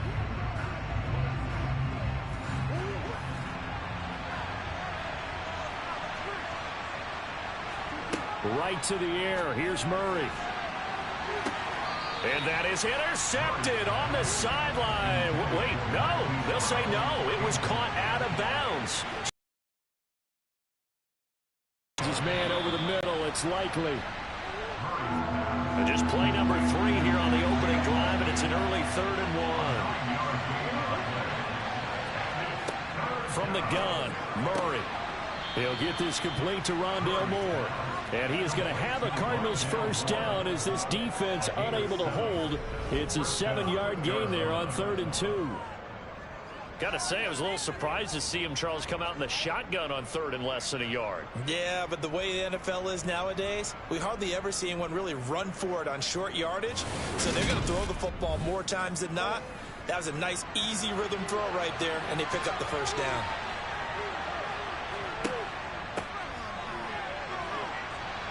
And that one goes for about 6 as he's taken down just shy of the 45.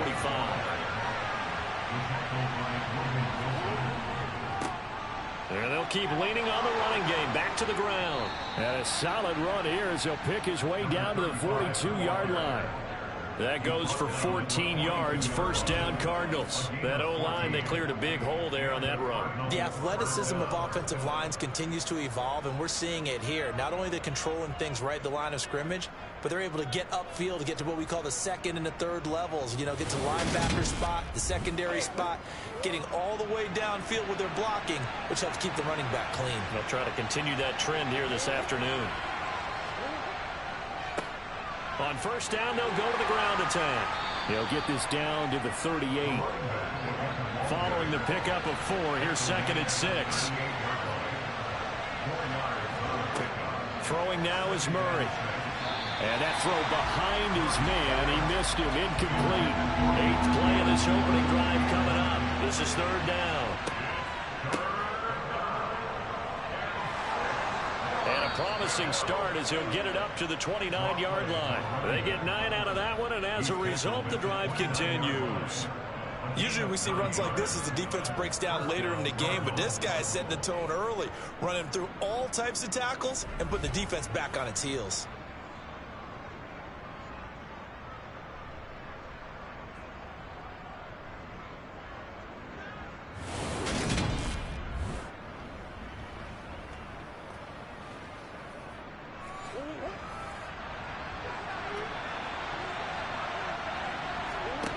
Play action. Now it's Murray.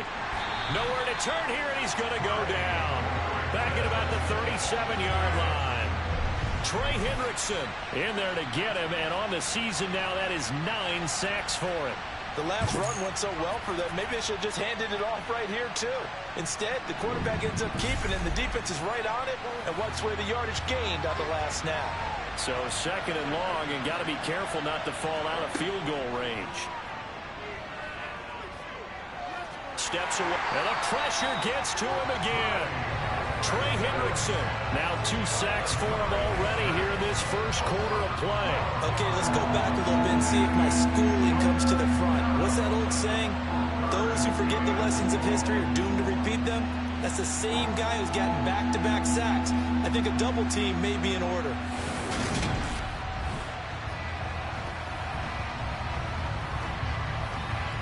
Now that last sack puts Murray in the... Now they go screen. It's complete. And he'll be taken down, but not before they work this to the 45. Good reactions there defensively. That screen was a little slow in developing, and they shut that one down with little gain.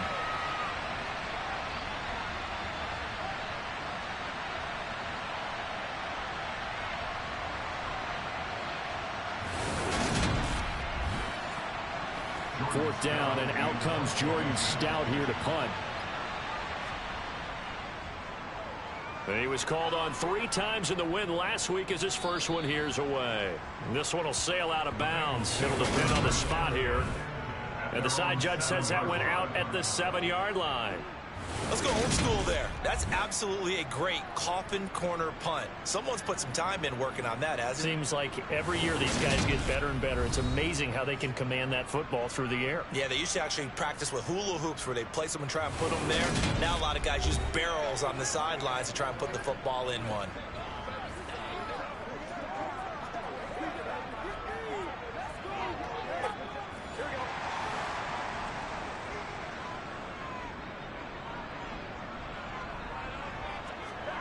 First down. Here's Burrow. It's a short one here, complete to the tight end. And a productive gain out to the 14 after starting at the 7. It's a gain of 7. Throwing again on second down. Burrow. It's a short one here, complete to his tight end. 9 yards to pick up there, and it's a first down. The Bengals at 9-6 now. And they were winners their last time out, so they'll be looking to make it 2 in a row. And so much about football, partner, comes down to mindset. Being in the right frame of mind, and the best way to get in that good frame of mind, winning. So they come in feeling good. They've got the home crowd behind them. I think they're going to be tough to beat in this one. A first carry for the former Oklahoma Sooner, Joe Mixon. The numbers for Mixon last week, north of 100 yards, the 2 scores. And, you know, you got to give a lot of credit to the O-line. We talked a lot about him, but offensive line was good, too. They're obviously in sync with each other, whether it's zone blocking, power running game, no matter what. He understands how to read them and find the creases that they provide. Burrow's throw caught by Higgins. And past the 40 before he's out of bounds. 85 catches for him on the year now, and the result there is a first down. To another on-target throw, and that last one, Charles, going to put him up over 5,000 yards passing out for the season, and that is not an insignificant number. Indeed it is not, because this is not a big list, and most of the guys on it. Cliff Kingsbury is saying, hey, let's take another look at that. He's going to throw down the challenge flag. Did he keep those feet in bounds? That's the question they've got to decide. And I got to say, watching it in real time, it was awfully close. Yeah, it certainly looked like a heck of a catch because he didn't appear to bobble it, which could complicate things. But even with the benefit of replay, that's pretty tight. Well, here's the call. So Cliff Kingsbury correct there in the decision to challenge that one. From the shotgun, it's Burrow. It's a short one here, complete to the tight end. And not much happening there. He's taken down, but a late penalty flag in the backfield. This looks like a roughing call. A bad time for a roughing penalty, and they get the gift of a 1st and 10. Now Burrow. Got a man, and he hits him in stride. And they'll get this down to the 42-yard line. Really a solid start here on the opening drive, Charles. He's now 4 of 4, and they're already in plus territory.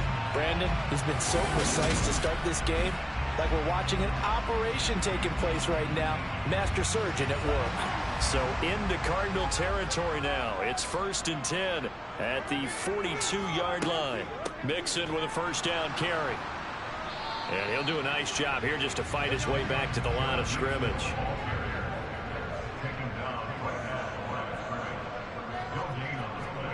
On second down, here's Burrow. And he's going to be sacked. They sack him back right at the midfield stripe. Multiple players combined for their team's first sack of the game. They've gobbled up over 30 yards of turf so far, but a sack knocks them backwards. And that interrupts the momentum they were building. Good opportunity for the defense to escape this drive before they get to the end zone.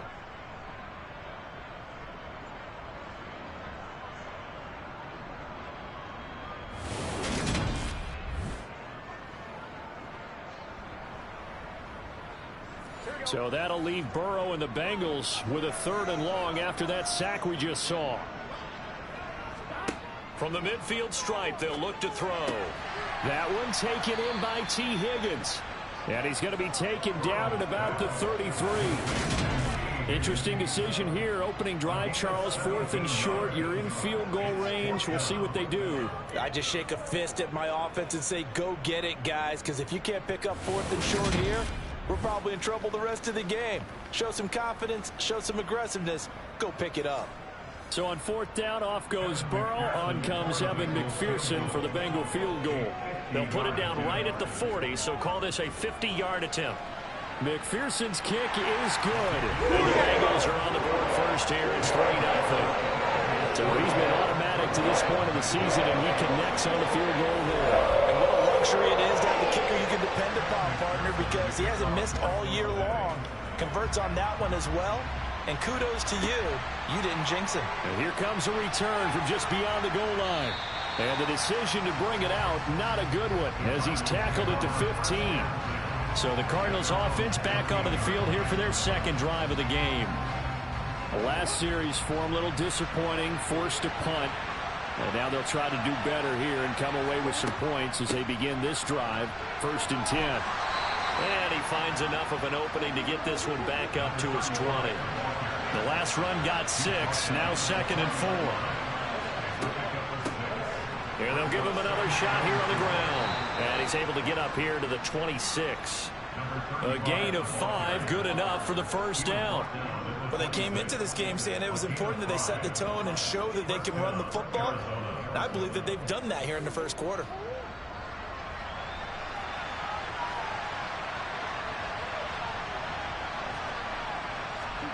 Throwing on 1st down is Murray. Catch is made by Marquise Brown. Give him a gain of 5 on the completion, and that'll make it 2nd down. Murray now to throw. And he'll be taken down by the Bengal pressure. The Clemson product, DJ Reader, got in for the sack. And that is the 3rd sack this offensive line has allowed this 1st quarter. Yeah, that puts him on pace. Let me do the rudimentary math here. To be sacked 12 times in a game, I know he's not going to go for that. I wonder if it's going to reshape what they decide to do on offense in terms of play calling. Well, I can tell you what, when he popped up, shaking his head, frustrated right now behind center. Now that last sack puts Murray and the Cards in a tough spot, 3rd and long. Now he'll dump it underneath to his running back, complete. And he's going to get this to the 31, but that is still well short of what he needed. That one good for only 6, and it leaves him with a 4th down. Well, the good thing about covering any game I do with you is I know that there's no problem with rhythm. Now, what we're watching offensively, a little bit of a problem there. Yeah, punt on the 1st drive, looking at another one here. Just a little slow. You know, they were talking about a fast start, but that hasn't been the case. Yeah, and let's face it, any team we cover always talks about a fast start. That's true. But it's not necessarily going to happen just because they say so. And whether it's the script, whether it's, just what they're going through, whether they're seeing different defenses, they're going to have to figure it out as this game moves on. The Bengal offense on their way out as we look at the playoff race in the AFC. And with the final fortnight of games upon us, teams jockeying for position. Some of these games really starting to take enormous importance as they always do this time of year. I like how you use fortnight. Hey, you're impressed, aren't you? I am impressed. That means 2 weeks, if I'm not mistaken. Mixon hit, and the ball is out. But I think a Bengal player was able to get in there. He was. And they'll keep possession of the football. On 2nd and 9, Burrow. Oh, the ball comes out on the hit, but they'll say it's incomplete. After an incomplete pass on second down, that'll leave him trying to convert on 3rd and 9. A throw there, but that's going to wind up incomplete. Jack Fox out to punt here on 4th down.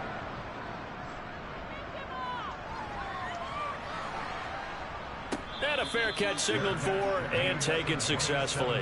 A 41-yard punt there with no return. And the Cards will take over 1st and 10. Well, the football back in the hands of the Arizona Cardinals. The crowd maybe losing just a little bit of the edge after back-to-back punts. They want some big plays. They want to see some offense. They want to see somebody break away, whether it's through the air or on the ground. Now it'll be interesting to see where the patience is on both sides. Each head coach, can you hang in there and not try and force something that could put your team in some jeopardy? Certainly no settling into the drive there. They came right out on the first play and attacked the middle of the field for a big gainer and a 1st down. The big play to start him out has him at the 45 already.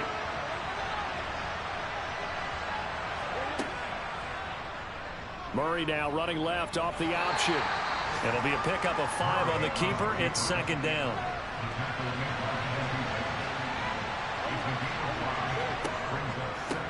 From the gun, he'll hand this off. They find some open field here. And he'll go down, but not before getting this inside the 30. 58 yards rushing for him as he's got the afternoon off to a great start. Yeah, they really needed to get something going, didn't they? They had punted on the last 2 possessions. The running game starting to come to the front for them, providing a nice pickup there to keep this drive going.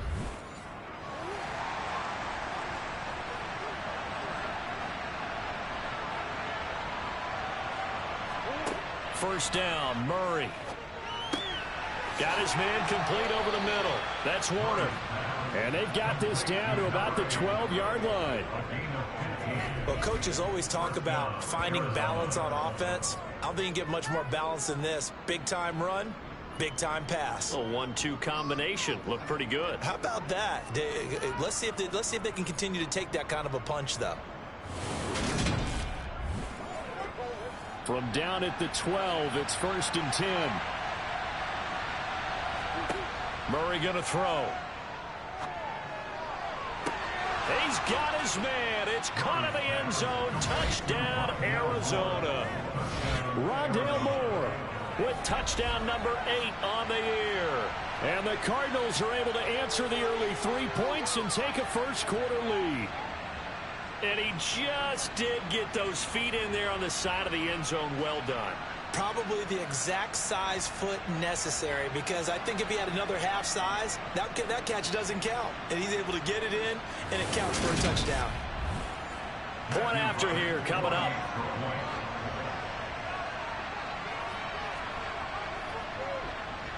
He's got it. They'll see that opening drive field goal and raise it a touchdown, and that makes it 7-3. The drive summary that time, 5 plays. And the Cardinals cap it with a touchdown. And this will not be returned. It's a touchback, and they'll begin at the 25. Now the Cincinnati offense ready to see what they can do here. And Charles, a very uninspired effort. The last time we saw them out there was a quick 3-and-out, then they punted the football. Yeah, and you never want to get stopped so soundly during a series, but what would be even worse now is letting it happen again right here. They've got to get going. This goes out wide from Mixon. They'll be dropped after a gain of about 6 across the 30 to the 31. And I like the idea here. Get the ball in his hands, even if it's in the passing game. 3 catches a week ago, and he does a nice job here to pick up yardage.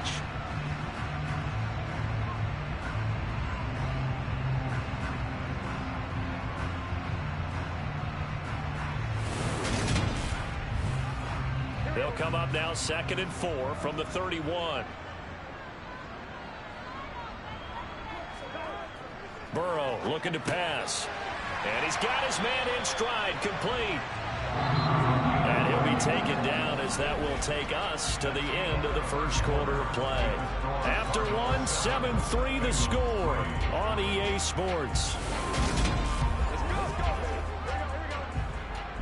Ready for the second quarter from Cincinnati. It's the Bengals with the football here. as they've got it with a 1st and 10.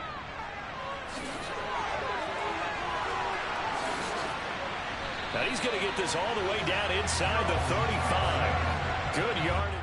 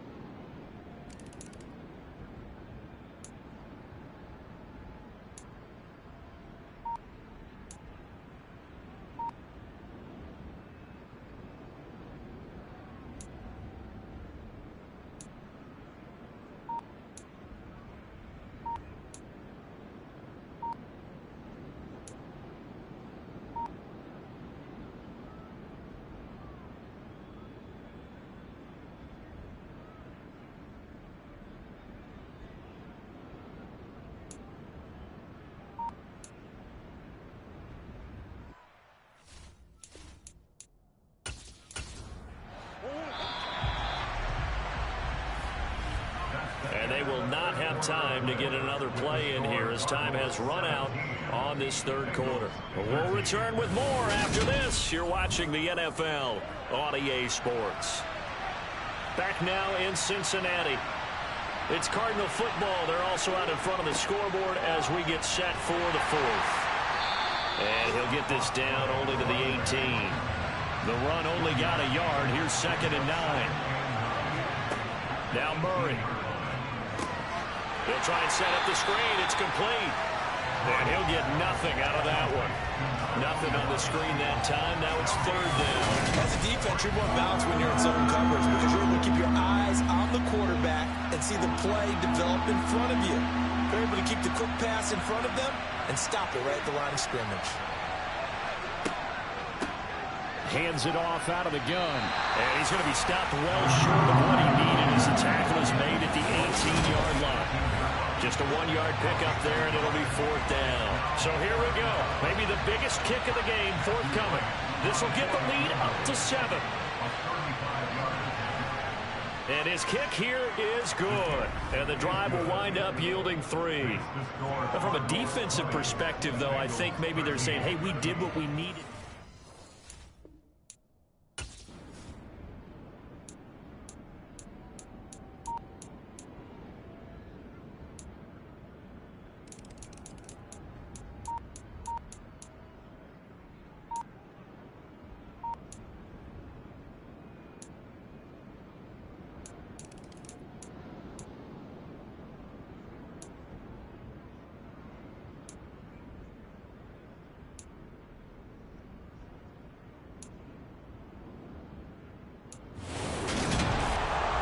Fan base on a losing side, Charles, they're going to be talking about this one for a while.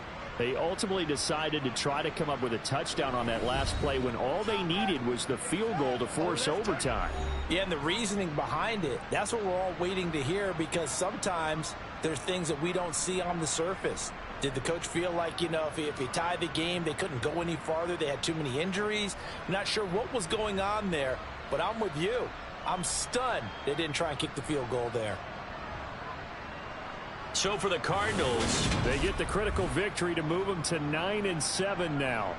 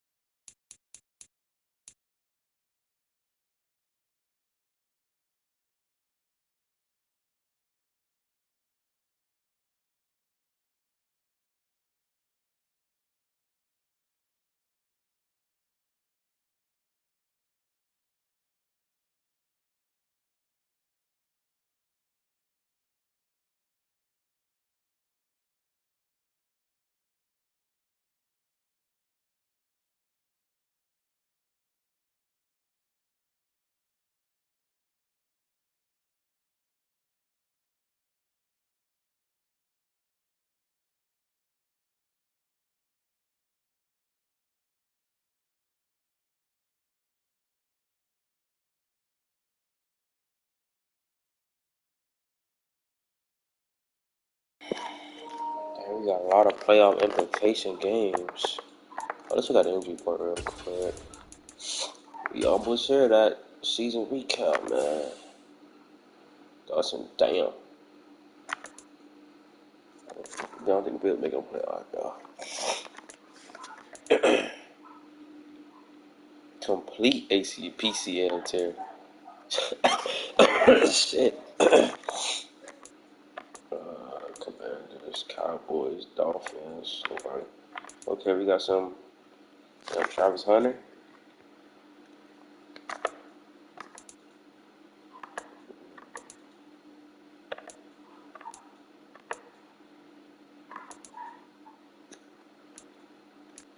The Raiders, another one. Damn, how long he been injured? Because like I haven't like been seeing him at all. Wait, I think he been injured for a little minute, bro. I think he had Devontae Adams. Yeah, they don't got. Yeah, he been injured for a minute. Hold on.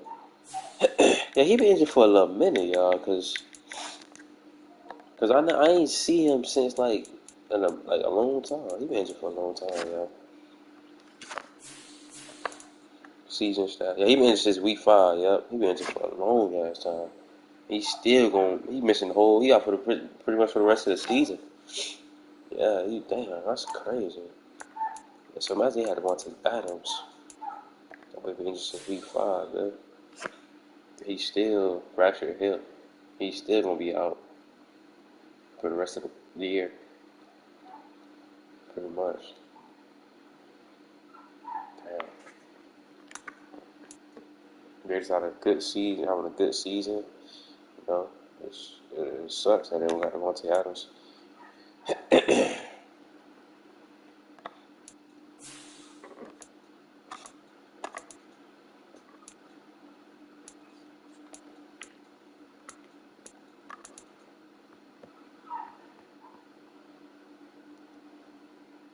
Fractured kneecap. Can't log in when he got hurt. He got hurt early in the season. He got hurt week 7. Wait, look. Nah, matter of fact, look. He got hurt week through week, and then he got played again in week 7. He got hurt again. Damn. Seahawks ain't making anywhere, but Cameron Hayward, he got injured. That man, 38 years old, bro. Nah, he gonna retire after this season. 38. Montgomery, he'll be back next week for the playoffs. Why they put him on IR if he gonna be back? Sure, soon. That was dumb. I think they just put him on IR too. I don't know, that's weird.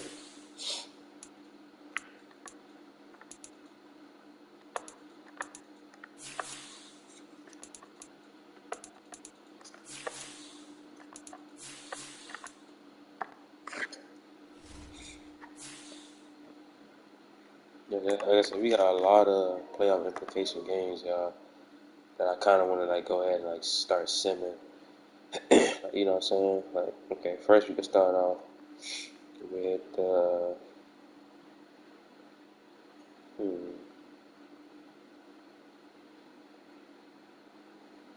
Raiders and Dolphins. We can start off with that game. Raiders and Dolphins type shit.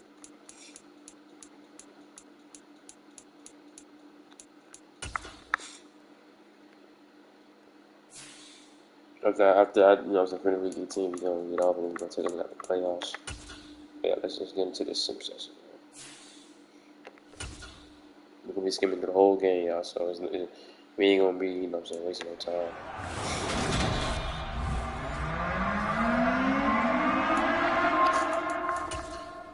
We ain't wasting no time, man.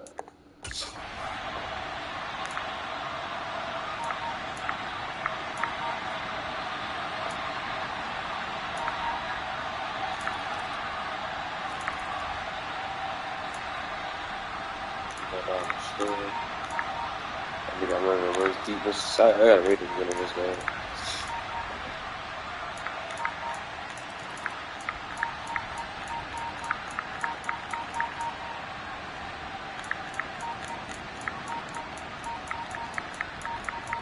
They both decent defenses showing up, bro.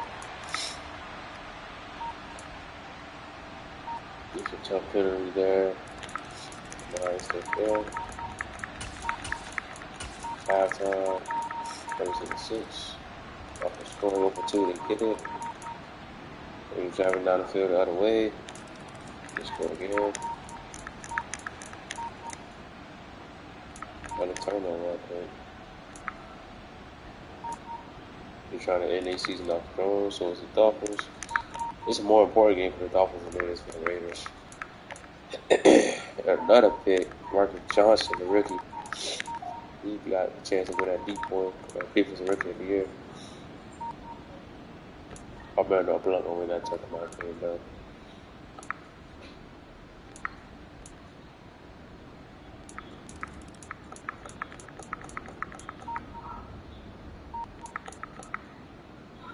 There's another. How much picks to a guy, bro?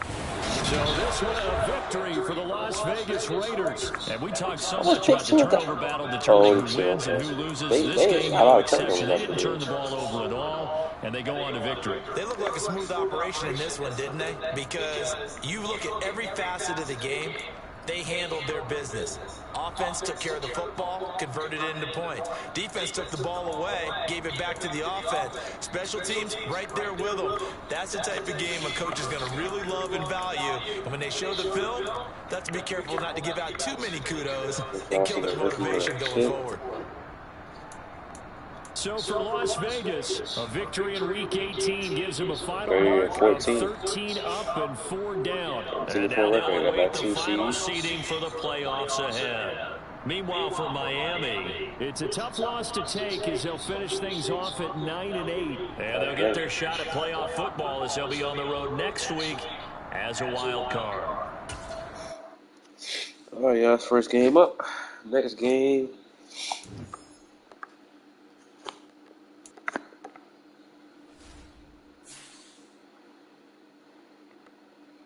That's on the Dolphins. They just lost. Oh damn! Bro! I just peeped, y'all. Y'all said, damn. I'm just like peeping at. So the Dolphins might. This might end up how it might be. If the Patriots win, though. Let me see something real fast. There'd be a playoff rematch, first round fucking rematch, man. Oh yeah. Oh shit! If the Patriots win this week, they gonna jump up to the 4th spot. No. They gonna jump out. The Dolphins might see. I don't know how the shit gonna be. They might end up still. I don't know. That's very, very interesting though. That's very interesting right there.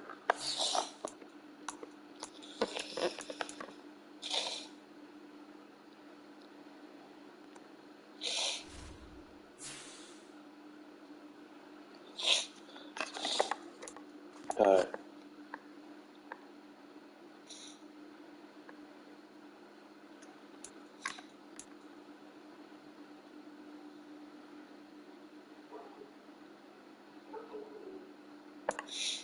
Alright, next up, we got the Patriots and the let's do the Patriots and the Eagles next up.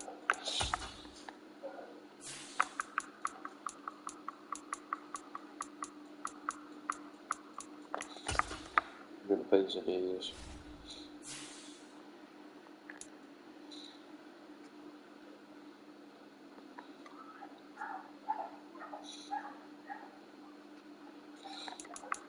Patriots good overall team. Huge game for the Patriots and the Eagles, okay, too. So into this.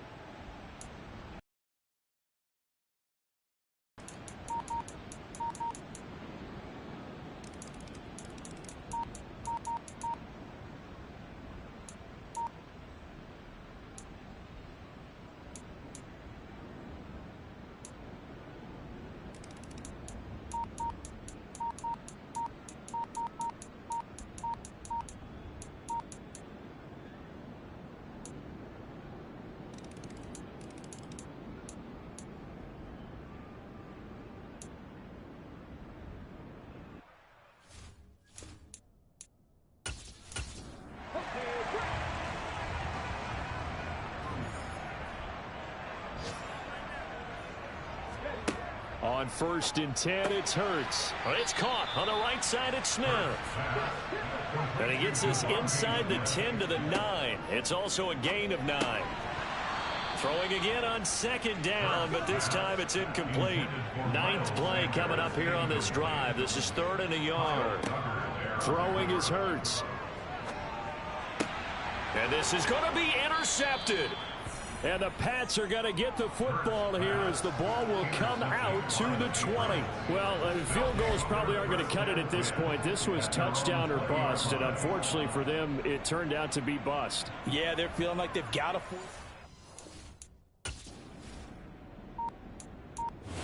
So it's a win here for the Patriots, and due in large part to the play of their quarterback, and that's Mac Jones. Yeah, he was in complete control of this offense. He had 3 touchdown passes on the afternoon. And to be honest, he really made it look easy out there.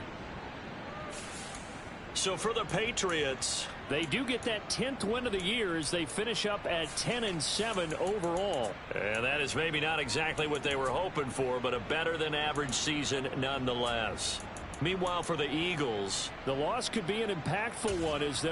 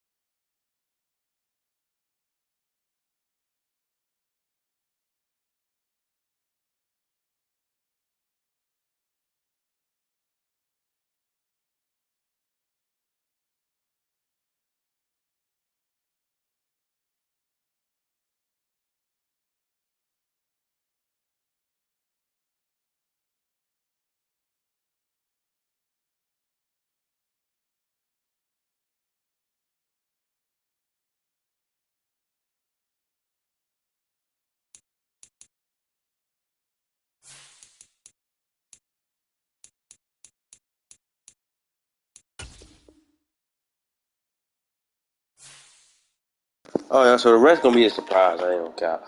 So we about to sim to the playoffs next week, y'all. Let's see, man. The playoffs will be season recap. We're gonna do that first, and then the playoffs go. You know what I'm saying?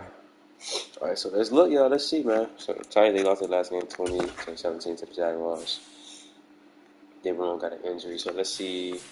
And just check out the injury report real quick. So, all right.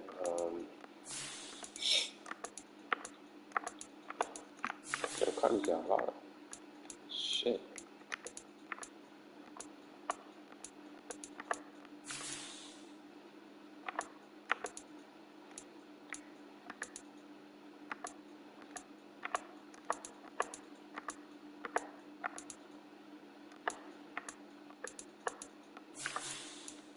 Saints always got a lot of goddamn injuries.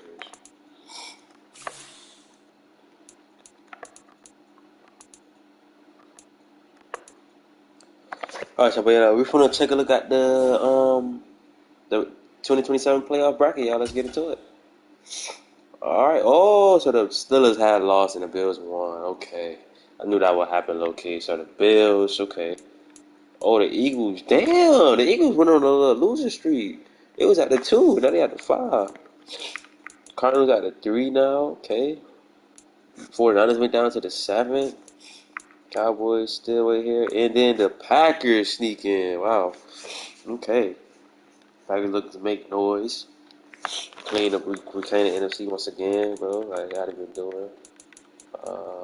Okay. Wait, who? Oh, the Bears. The Bears. The Bears not in. Okay, damn, that is tough. And then, okay, like I say, I knew the Pacers would, because since day one, the Pacers, they went up. The Dolphins should be kind of happy, even though they playing the Bengals, which is not good either. But they just got bailed out by the Raiders, so I mean, I guess they'd rather play the Bengals. You know what I'm saying? I guess, you know.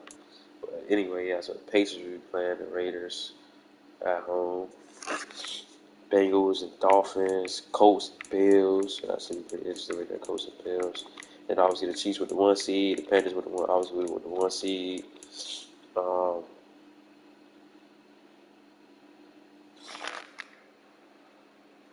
Commanders with the 2 seed, 49ers with the 7 seed. Cardinals 3rd seed, Cowboys. Taking on the Cowboys with the 6th seed. Okay, hey, shout out to the Cardinals defense, man. That's what really led them boys to get in the playoffs. They do got some key injuries on offense heading into the playoffs, but their defense has been number one, man. With Edison Jr., Ada Hutchinson, the boys nice, man. On defense, man. Number one defense in the league, I believe. Still, got to check that. Shit.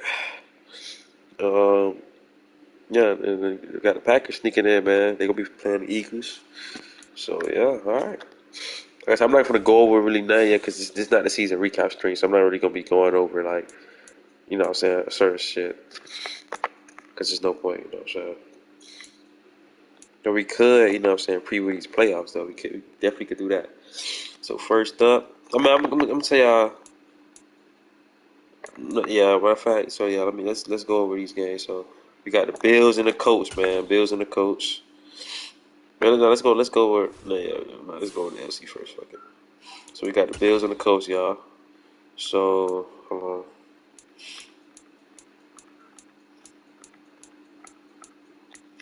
So the Bills, they sneak into the playoffs after the Steelers lost, I believe, and they end up winning, yeah. So yeah, they beat the Texans, barely beat the Texans 28-24 to sneak into the playoffs, man. They too good of a team, bro, to be like, this shit is sad, man. They too talented of a team on paper to be a 9-8 team. Like, you know what I'm saying? Like, that's ridiculous, man. They supposed to be a top 4 seed minimum, bro. You know what I'm saying? Like, in the AFC, bro. Anyway, but they played a coach, man, who had an amazing season. You know what I'm saying? A great season, man. Did not expect these boys to have a good season, especially after losing C.J. Stroud. But their defense is elite, man. One of the best defenses in the league. As you see right there, 3rd in defensive points per game. They 6th in defensive pass yards per game, so that's pretty good. They 13 in defensive solid, 13 in defensive rush per game. The offense is top 10, 29 points per game.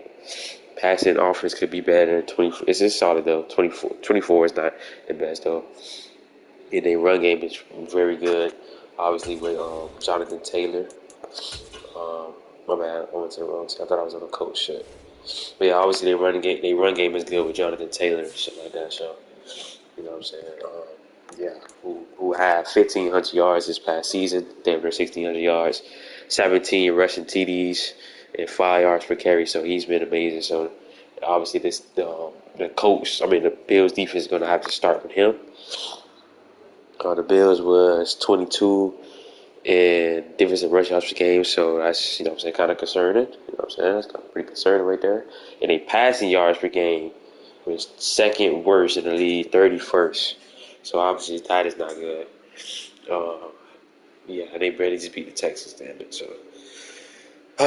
Defensive points per game, 17. That's not the best, but not the worst. The offense is good though. Obviously, led by Josh Allen, Stephon Diggs, Teddy Young, Lott, George Pickens, and them boys. So 30 points per game. 11 in rushing yards, 20 in passing yards per game.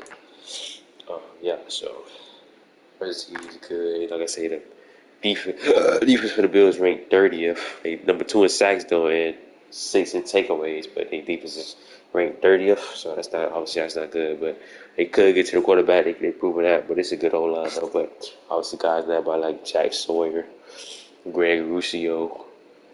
So they got a pretty solid pass rush. And number 2 in sacks. Yeah, they got a pretty good pass rush, man. So that should be a key factor. But our coach O-line is pretty good. So yeah. Top 5 defense, number 5 ranked defense for the Colts. 6 TDs allowed, 12 to sacks, 8 to takeaways, and 4 in the red zone defense. So yeah, my predictions for this game. Let's see who they played each other first in the regular season. I just gotta check that. Let's see. What they did? They played the Colts week 1. They lost 30-35. So the Colts ended up getting this victory. The Colts victory quarterback Tommy Thomas. His first game, he had 2 touchdowns and 3 picks, so he had the best game, but they still ended up getting a W. Josh Allen did not have a good game, no touchdowns and 2 picks, so this defense gave it to Josh Allen, as you can see. Jonathan Taylor had a good game. You know what I'm saying? This is average stat right here. Pretty much. So, Taylor Lott was pretty solid as well. Kinda. He had 2 touchdowns. Because I had a rushing TD. Receiving, Alex Pierce, he was good. He was amazing. $150, 2 touchdowns. George Pickens was good. Tight end was good. Big Davis was good. Stephon Diggs was good. Pittman was okay. Okay. Sacks. Okay. Shakir Leonard. Zach Sawyer. Alright. Picks. Buda Baker had a pick. Jermaine Edwards had a pick. Stephon Gilmore had a pick. Nick Cross. And Kyler and them. Alright, y'all. So, y'all boys got this game, man. It was a close game. The Colts ended up getting the victory 35-30. I could see, you know what I'm saying? I can expect this. I do think the Colts, because of that Bills defense, man. And you never know. It's the playoffs, y'all. Y'all boys know how the playoffs. It's way different from the regular season. So maybe the Bills, they can win. I wouldn't be surprised if the Bills win, though, you know, because I know they're capable of winning. You know what I'm saying? On how talented their roster is, you know what I'm saying? So like, I wouldn't be surprised if they win. But so maybe that experience factor in, the Bills can pull off. I wouldn't call this shit an upset, but the Bills get the victory over the unexperienced coach or the coach, you know what I'm saying? Live off, you know what I'm saying, what they've been doing in the regular season, man, and get the victory over the Bills. You know what I'm saying? So we shall see, man. Y'all boys let me know y'all got. If I was to choose, I'll probably end up going with. This is hard. See, I ain't gonna lie, I'm going with the coach. I'm going with the coach to win this game, man. Just because, like, I wouldn't be surprised. Like I said, I wouldn't be surprised if the Bills win, but the Bills have shown me time and time they just not a playoff team, man. You know what I'm saying? They always just get beat in the playoffs. And this year they out of the past couple seasons, they was like 14-3, 13-4. Like those have ranked 14-3 back to back seasons, something like that. But when it comes to the playoffs, they just not. Excuse me.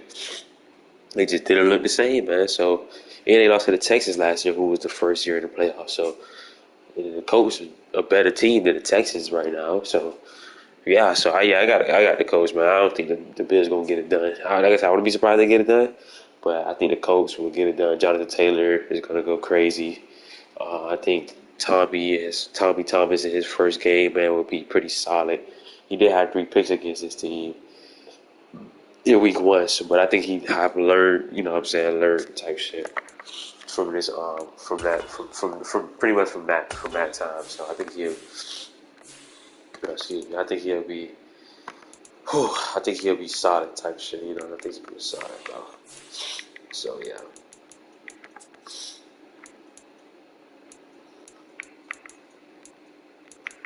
And Oliver.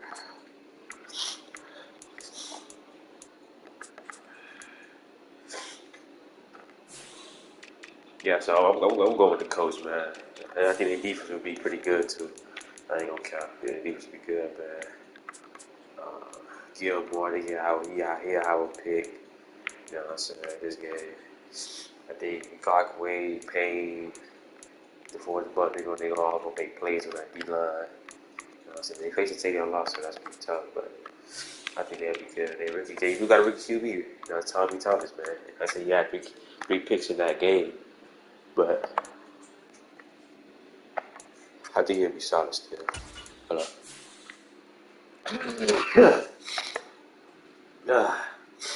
Fuck, see, I'm sick, y'all boys. 5th round pick. I think he'll be solid.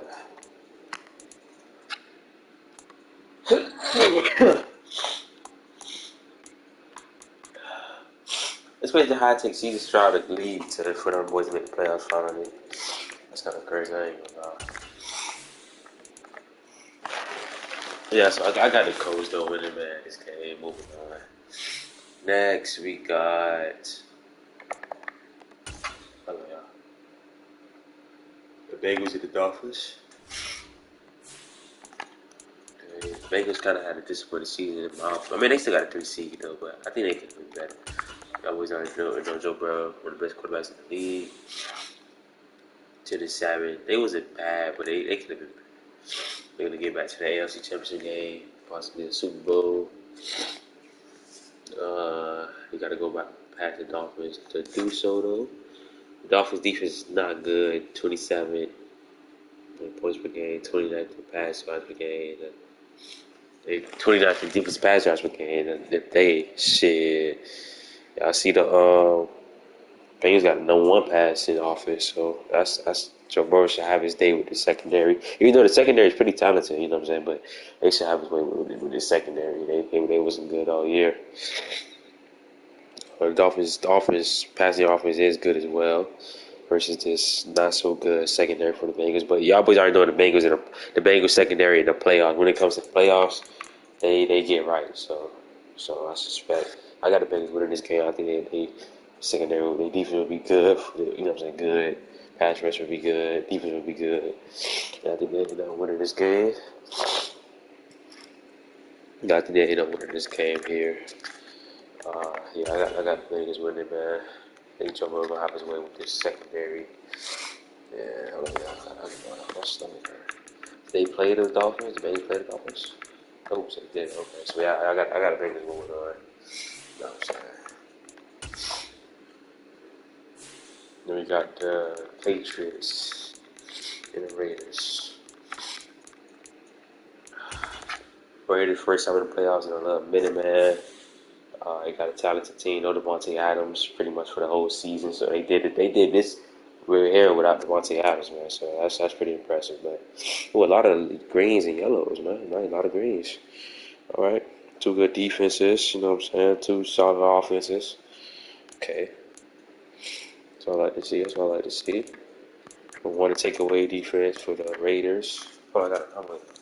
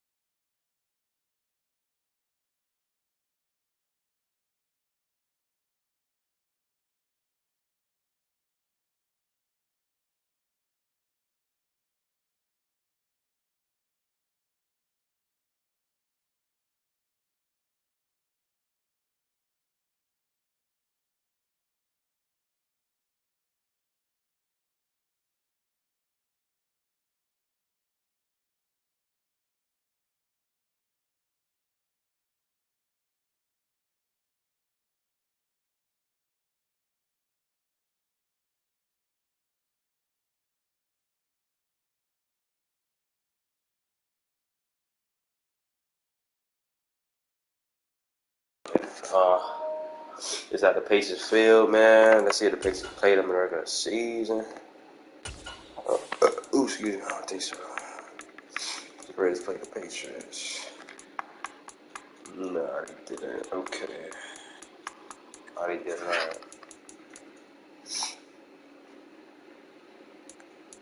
Oh, Chiefs beat them both. Chiefs both the ass out both times.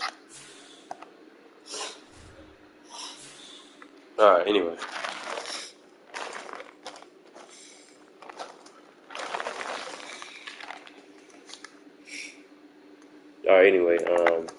Like I said, two good defenses, man. Two pretty solid offenses, especially with the run game. Josh Jacobs and Mizell can be a heck of a running back clash. Mizell was the best running back in the league. Josh Jacobs, one of the best running backs in the league. Mizell is the best running back in the league. Josh Jacobs is, which was one of the best running backs in the top 10 running back. Defensive points per game, that's pretty solid. So it's gonna be a battle, man. It's gonna be a pretty good battle. This game definitely could go either way. Yeah, this game definitely go either way. I ain't gonna count to y'all. Shit, the young Raiders receivers gonna have to step up. How they been doing all season? They got to step up. Shit, it's gonna be a good game, y'all. It's gonna be a good game. The Raiders do got a good O line versus this. I mean, good D line versus this good O line for the Patriots. So that's interesting. Max Crosby, Defensive Player of the Year candidate, front runner, I bet. Jeremy Martin, another rookie QB in these playoffs. No surprise to see a superstar. Okay, he had a pretty solid season out of Boston College. He was good, man. The Raiders picked him up. First round, the 8th overall pick in this past draft. So yeah, your QB they got him. Josh Jacobs, 22 touchdowns, 5.5 yards per carry, 1,600 yards, man. He was good, amazing this season, man. The Riffle was good. This dude right here, this third-year guy, Darius Clemson, he was good, 1,000 yards, 5 touchdowns. Yeah, he going to do it. Definitely show up today, do his thing. The Riffle was solid. Darren Waller, they got this dude right here. This McClain, dude, this third-year guy. He's really solid as well. Deep threat. Monte Adams is injured, so they're going to have him. And like I say, CJ Hicks, man, third year, middle linebacker, phenomenal, superstar, great tackling, man. Had 128 total tackles, most of them solo, 99 solo tackles, 29 assist tackles, 4 tackles for loss, and a sack. Max Crosby, like I say, Defensive Player of the Year front runner. I think that's going to go to Morris Thomas, though. But he was, you know what I'm saying, he was a beast this season once again, man. Former deep boy, Player of the Year. 21 sacks. Got Jalen Carter up that middle, man, stopping the run. You know what I'm saying? The boy's tough. That D-line is tough, man, because of those two players. Interceptions, Marcus Johnson, the rookie who they picked. And then they had two first-round picks, I believe. No, they picked them in the second round, 8th overall pick. Yeah, okay, so yeah, the Raiders had a good draft. Pro Bowl. Oh yeah, Pro Bowl this year. Okay. So shout out to Marcus Johnson, man. Had an amazing rookie season as well. Good man coverage, got good speed. You know what I'm saying? Good tackling guy. Acceleration is good. His own coverage good. Yeah, he's solid good, man. He's good. He got 4 picks this season. Alongside Nate Hobbs. Yeah, he boy, pretty solid defense. So who y'all boys got, man? Patriots or the Raiders? Like I said, this game go either way. I might just pick the Patriots though. You know, like those had a lot of picks, boy. Marcus Johnson might pick that boy off. Yeah, I think he let the league in picks. Like I say, Mizell, that's right back in the league. Had a down season compared to his last seasons. You know what I'm saying? Definitely his worst season so far in his career. See what I'm saying? After three seasons in a row, he had 2,000 yards. But this season, you know what I'm saying, kind of settled down. You know what I'm saying? Didn't really get as much carry as he did last season, but he still never broke 2,000 yards still, though. But yeah, like I say, still a good season, though. Still a very, very productive good season. You know what I'm saying? Fifth Pro Bowl, leader, rushing yard award, 2026 best running back last season. But he's him, man. He's him. Receiving, Hunter Henry, Juju, and Jacoby Myers as they top guys, and then we got Marvin Harrison Jr. They top three receivers right here. Bennett, middle linebacker. Josh with 11 sacks, Christian Barmore 9 sacks, Shamar Stewart. So he got a solid pass rush. It's not the best, not the worst. Trevor Cutchin, superstar, corner DB, 3 picks, 91 total tackles. Was a complete athlete, man. I expect him to have a solid, good game. Marcus Jones, I bet, 3 picks as well. Yeah, like I said, I don't shit. It's gonna be a good game. I ain't gonna lie, this game can go either way. Let me know who I got for this game. I'm gonna go ahead and just pick the Patriots though. Fuck. I don't know, y'all. I'm gonna go ahead and pick the Patriots, I guess, because of the experience. This gonna be a good game though. Like, next we got the 49ers and the Washington Commanders. 2 good defenses to start out to my first impression on this game. Shout out to these 2 teams, man. 2 good defenses, bro. 2 good run defenses. Run defenses for sure. Pass defense is solid for both teams. No one offensive rest of the game, obviously, for the 49ers. Top 5 offense here, top 10 offense for points per game, top 5 for the Commanders. Okay, now we know Washington got a very good D-line. Obviously, deepest player of the year candidate. Chase Young, 23 sacks this season. Front runner. He had a pretty good. He had a good ass season, man.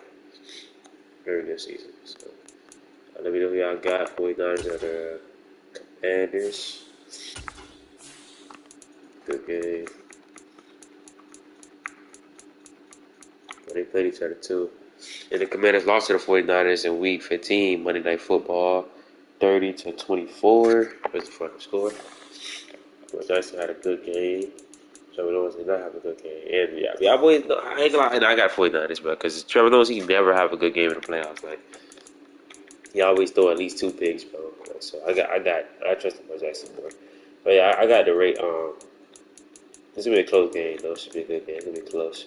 I got the 49ers winning this game. Like I said, the D-line good for who's fighting obviously is the O-line versus the D-line. The rushing number 1 rushing team offense versus the number 4 rush defense. Very good D-line. So I don't expect Chris McCaffrey to go over 100 yards or Lamar Jackson to go over 100 yards in this game. They're gonna have to pass. You know what I'm saying? Because it is how good this run defense is for the Commanders. But for the Commanders to win this game, Trevor Lawrence you gotta throw at least 3+ touchdowns, passes or whatever. And he can't be turned over. He can't just throw picks, but it just can't happen. You guys are Commanders are not gonna win like that.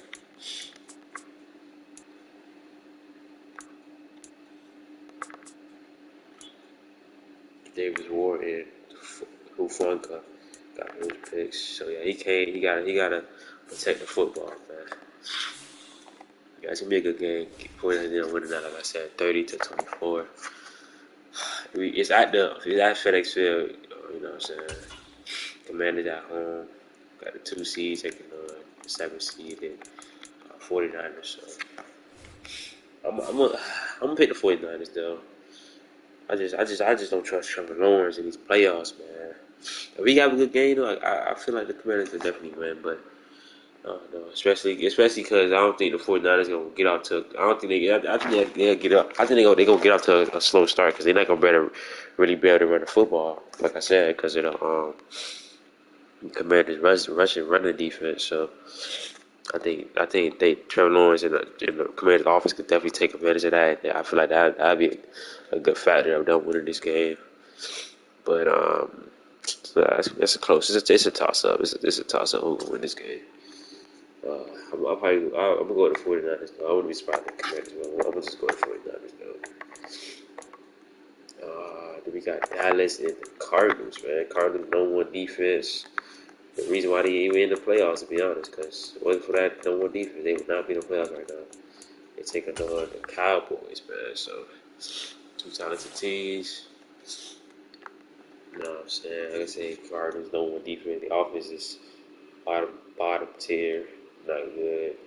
They got some key injuries on offense, though, but yeah, like I said, the offense not good. Cowboys defense and rush yards, game #2 would not be good. Rush defense is good. Pass defense is not really. It's 27. No one pass defense. The Cardinals, they got no one pass defense. 11 rush defense. #2 points per game, 19 points per game. So that's good. So the Cardinals offense is not good. They're #29 Got no one. Like I said, the reason why they're here is the defense. But number three is sacks. Number 3 is takeaway. Number 2 TDs allowed. Number 1 the rest of the defense. So the defense gonna have to carry once again, man. Kerry was good. They missing. They right in Zach Allen, so that's not good. Randall Moore, he's out for the season. They Highback out for the season, and his DTA out for the season. So yeah, they got some key injuries. But anyway, it should be a good game. Let's see if they face each other in the regular season. Now stay tuned to the end of the stream. We're gonna be giving out my full breakdown, my full playoff bracket. That's what I'm doing. Cardinals and Cowboys. They did play the Cowboys and they lost. It was a low scoring game, 17-10. Wow. Okay, so it might be like one of these type of games again.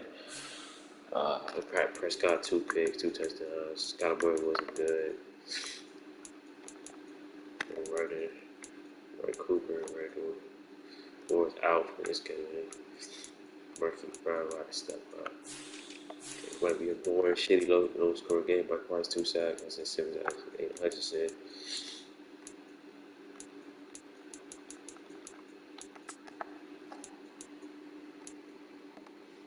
Yeah, that's it. I picked. I said, okay, Cowboys and winning this game, 17-10. That can happen again, bro. I think Cardinals defense is gonna be good. They're gonna be stopping the Cowboys, in my opinion. It is the Cardinals offense, man. Are they going to score enough points? That's gonna be the story. Is they going to score? Because in my opinion, they only need like 28 points. But I might be asking for too much. But that's only really pretty well they need. Because I feel like the Cardinals defense is gonna hold it to under 20 points. For the Cowboys on this because the defense is really good.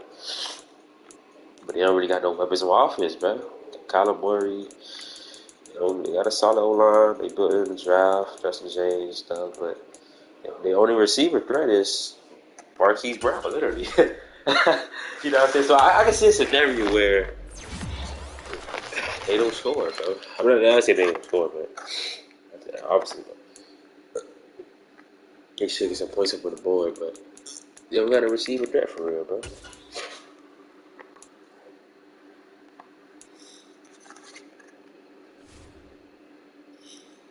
They don't got a running back for real. They don't got a running back.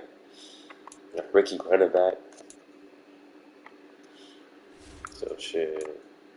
Even like I say, defense is top tier though. Like by 8 Henson, Jr., Collins, Simmons. They got a #1 secondary, #1 passing secondary in the league. So like I said, I think their defense is gonna be pretty elite this game. How they was in the regular season. Just that offense, man. Offense is top tier shit. Damn. Can he go out and sign a receiver, bro? Yeah, like I said, the offense is top tier shit.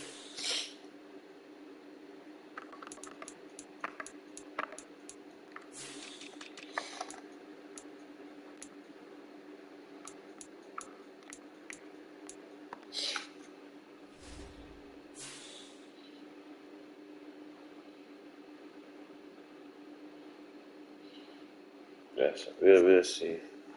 I want to pick. Excuse me. I want to pick the Cardinals, man, but it's gonna be tough, man. I think the offense is gonna be bad, man. Like, I really think it's gonna be a bad offense. They can surprise me, but I don't think the offense is gonna be good, y'all. I don't think the Cardinals offense is gonna be good, y'all. So I'm gonna go with the I'm gonna go with the Cowboys winning this game, man. I just trust them overall as a team. You know what I'm saying? Like I said, I think the Cardinals team is gonna be good this game, but I trust. I got the Cowboys overall in this game. You know, pull out this victory, bro.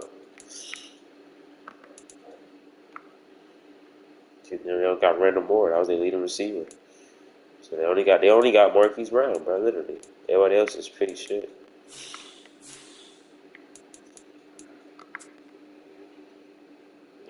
They top sack leader. He out for this game.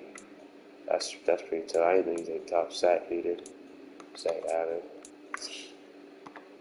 That is pretty tough. All right, y'all. So I got the Cowboys, man. We got the Eagles and the Packers. I'm gonna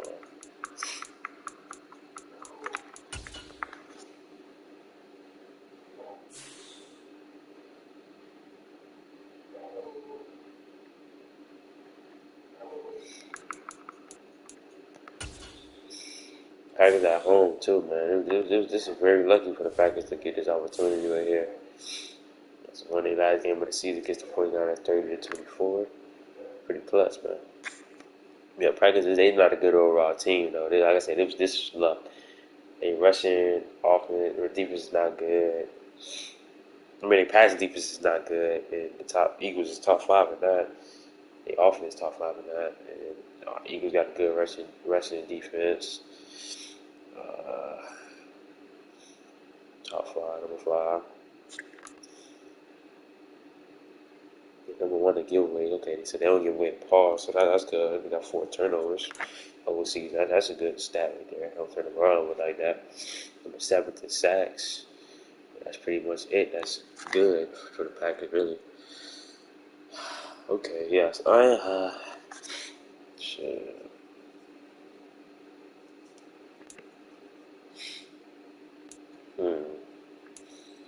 I'm gonna take the Eagles here, but I wouldn't be surprised if the Packers on. I'm gonna take the Eagles to win this game. I don't think the Packers are as good or not, really. I mean, their defense could be good, but I think the Eagles overall is just better. So I'm gonna take the Eagles. Man. I wouldn't be surprised if the Packers win because they got the experience. We seen Packers do it before, man. Go out here and upset teams and make it to the Super Bowl type shit. So I wouldn't be surprised, man. Yeah. Good Watson, Claypool, Lazard.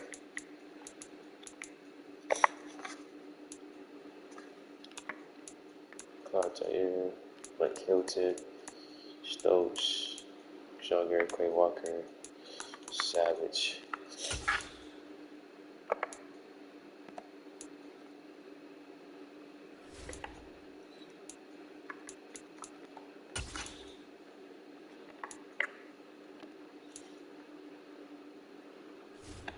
Alright, yeah, but like I say, I got the Eagles, but I wouldn't be surprised if the Packers win. Loki might just pick the Packers. This game go either way, but let's get my official 2027 playoff bracket predictions, man. So, like I say, got the Colts winning this game, so they go away here. Right? Got the Bengals winning this game, so they go away here to play the Colts. And I got the Pacers beating the Raiders to play the Chiefs. So, the second round playoffs in the ALC, man, we got the Chiefs taking on the Patriots. I think that's a easy win for the Chiefs, man. You know, best team in the league. The boys gonna be dominant. Offense gonna be good. The defense gonna be elite. So I think, yeah, it's gonna be a pretty much easy game. 2 touchdowns, maybe even 3 to 4 touchdown spread for the Chiefs here. Easy game. Yeah, that should be an easy game for the Chiefs, man. So I got the Chiefs moving on to the AFC Championship game. Next, then we got the Colts and the Bengals, man, right here. Good season for the Colts. They got a good win against the Bills. You know what I'm saying? But I think Joe Burrow and that offense with T. Higgins, Jamar Chase, and Joe Mixon and them boys, and the Bengals defense, like I said, they coming up with a leading performance against the Dolphins. You feel me? So I feel like the boys gonna be rolling. You know what I'm saying? And the Bengals beat the Colts. and then move on to the AFC Championship game to rematch and try to get revenge against the Chiefs, man. So, yeah, so AFC Championship game, man, we got the rematch from last year, man. The rivalry at this point, playoff rivalry at this point. The Chiefs and the Bengals, man. The Chiefs got revenge on the Bengals last year. They absolutely destroyed them. Forgot the score, but they absolutely destroyed them, man. I think they was in the 50s type shit. Yeah, they blew them boys out, man.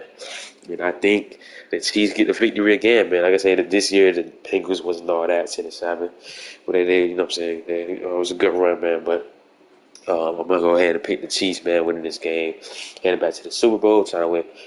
It's back to the Super Bowl to try to win. Mahomes trying to win his fifth? Yeah, fifth Super Bowl ring. You know what I'm saying? So yeah, I got the Chiefs beating the Bengals, man. But I wouldn't be surprised if the Bengals win. But I just think the Chiefs is just too good, bro. Their defense number 2 and the offense number 1, man. So yeah, I got the Chiefs. I think we have a dominant playoff runner once again this season, man. I got the Chiefs moving on to the Super Bowl, beating Bengals in the NFC Championship games again. So yeah. And then next we got the NFC, man. Panthers with the 1 seed. Right here, I said the Commanders will win. I said that 49ers will win. So I'm going with the 49ers, man. Got them boys winning this game. So I got the 49ers winning right here. So they automatically play the Panthers, the 1 seed. Next, I got the Cowboys right here. I got the Cowboys. No cap. So yeah, I got the Cowboys. I got the 76 seed moving on. So yeah, got the Cowboys winning this game. Yeah, so the Cowboys move right here to play. I said the Eagles will win this game. I was surprised the Packers will win. So fuck it, I'm gonna just go with the Eagles. So Eagles versus Cowboys and Panthers versus 49ers. So I'm going with this game right here, the Panthers and 49ers. Like I say, I think the Panthers this year they fully healthy type shit. So last year they wasn't. So I think the Panthers this season they get it done, man. They beat the 49ers. You know what I'm saying? I think they get it done, man. They beat the 49ers and finally get to the NFC Championship game, man. After the third straight year having the 1 seed. So yeah, I think they get to the big game. You know what I'm saying? The championship game this season, man. I think the Panthers they beat the 49ers. Yeah, and they move on to the NFC Championship game, man. Good season for the 49ers, I guess, man. You know, but yeah, Panthers move on to the NFC Championship game. And right here we got the Cowboys and Eagles, man. Rivalry game here. Now let me know who I forgot the regular season series, but yeah. Anyway, but Eagles at home here facing the Cowboys. I'm going with the Eagles, man. I'm going with the Eagles to beat the Cowboys. Wouldn't be surprised if the Cowboys win, but I'm just taking the Eagles here. Going to the NFC Championship game, trying to get back to the Super Bowl. So we got Panthers and Eagles, man. Here, Panthers and Eagles. Shit. I'm sick. I'm still sick, y'all. But yeah, hopefully I feel. Y'all pray for me. Hopefully I feel better in the morning time so I can stream for you guys tomorrow, man. Season recap when I get to the house. I'm probably gonna do that anyway. But yeah. Anyway. So yeah. So I got Panthers and Eagles here. The Panthers trying to get revenge on the Eagles.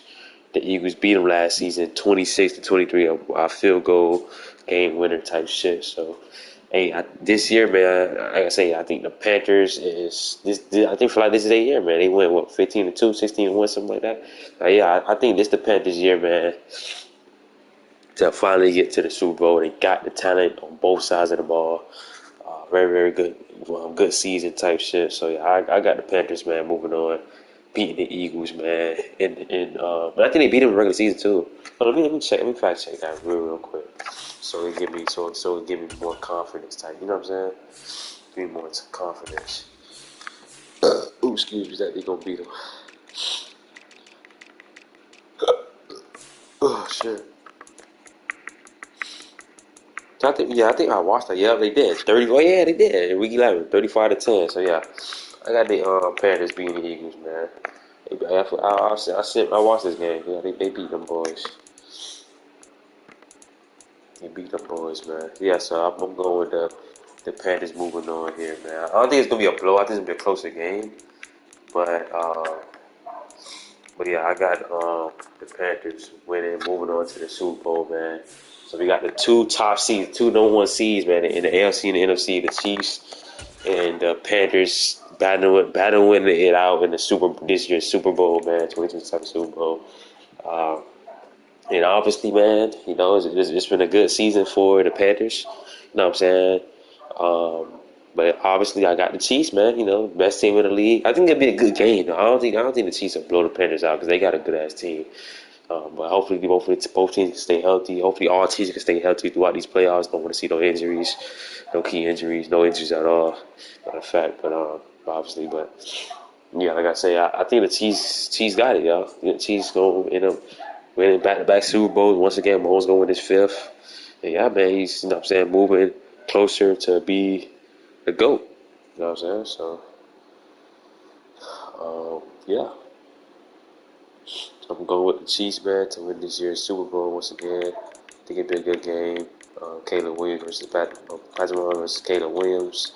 Like I said, I think the Chiefs defense is elite. They're gonna be stopping that Panthers offense, which is pretty good, but still. And yeah, the Chiefs is the best team in the league. I think the Chiefs gonna have another dominant playoff run, dominant Super Bowl. Maybe not dominant Super Bowl. I mean, they could, but it could be a pretty good solid Super Bowl. But I think they win by 10 points, 10 to 14 points, something like that, and they move on, and then they win the Super Bowl. So yeah, if y'all boys agree with my 2027 playoff predictions, y'all boys let me know in the comment section. Drop y'all if y'all, got anything different, because, you never know. I'm not perfect. I never go perfect in these playoffs. Never go perfect. I always end up losing like 4 or 5 games. I'm always wrong on a lot of games, so don't I'm not perfect, y'all. It's just a prediction video on live stream. Y'all drop y'all predictions down below. Y'all feel free to drop y'all predictions down below. 3-hour stream, man. Y'all clap it up for the 3-hour stream, man. Like I said, tomorrow I will be doing the 2027 recap, and then we might end up playing one of the games, which is just the first game we're here, the Cardinals and the Cowboys. So probably gonna be playing this game tomorrow. I can be doing the 2027 season recap. So y'all boys, stay tuned. And yeah, we're gonna be starting these playoffs, man. Super Bowl should be this. Like I said, depending on how fast, we get through this shit, but I'm gonna try to do like 3 games a day. Like tomorrow, I'm gonna try to do 2 games at least. Thursday, I'm gonna try to do 2 games, 2 to 3 games. Friday, 2 to 3 games, like that. And then, like I say, by Sunday, Super Bowl we should be getting to the Super Bowl, at least the Pro Bowl type shit. So, y'all stay tuned, man. Y'all boys follow me on TikTok, FNB. Follow me on subscribe to the channel, subscribe to my podcast channel, CK.Conversations. Follow my other YouTube page as well, the Yapper Bros. Follow me on Instagram, roughly CJ with 2 J's. And yeah, man, y'all boys stay tuned for the content, man. It's about to come out for you guys. Hope y'all boys enjoyed today's stream. Like I said, y'all boys lead y'all, comment y'all. Y'all boys get hyped for the 2027 playoffs, man. Get hyped, man. It's here. We're here. You know what I'm saying? So, yeah. Gave my predictions. That's my final bracket, man. If not the Chiefs and the Panthers, obviously let me pick my secondary team. If not the Chiefs and the Panthers, I'm going with the Bengals and Eagles.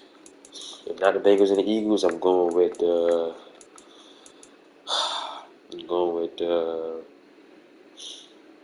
fuck it. I'm going with the Patriots and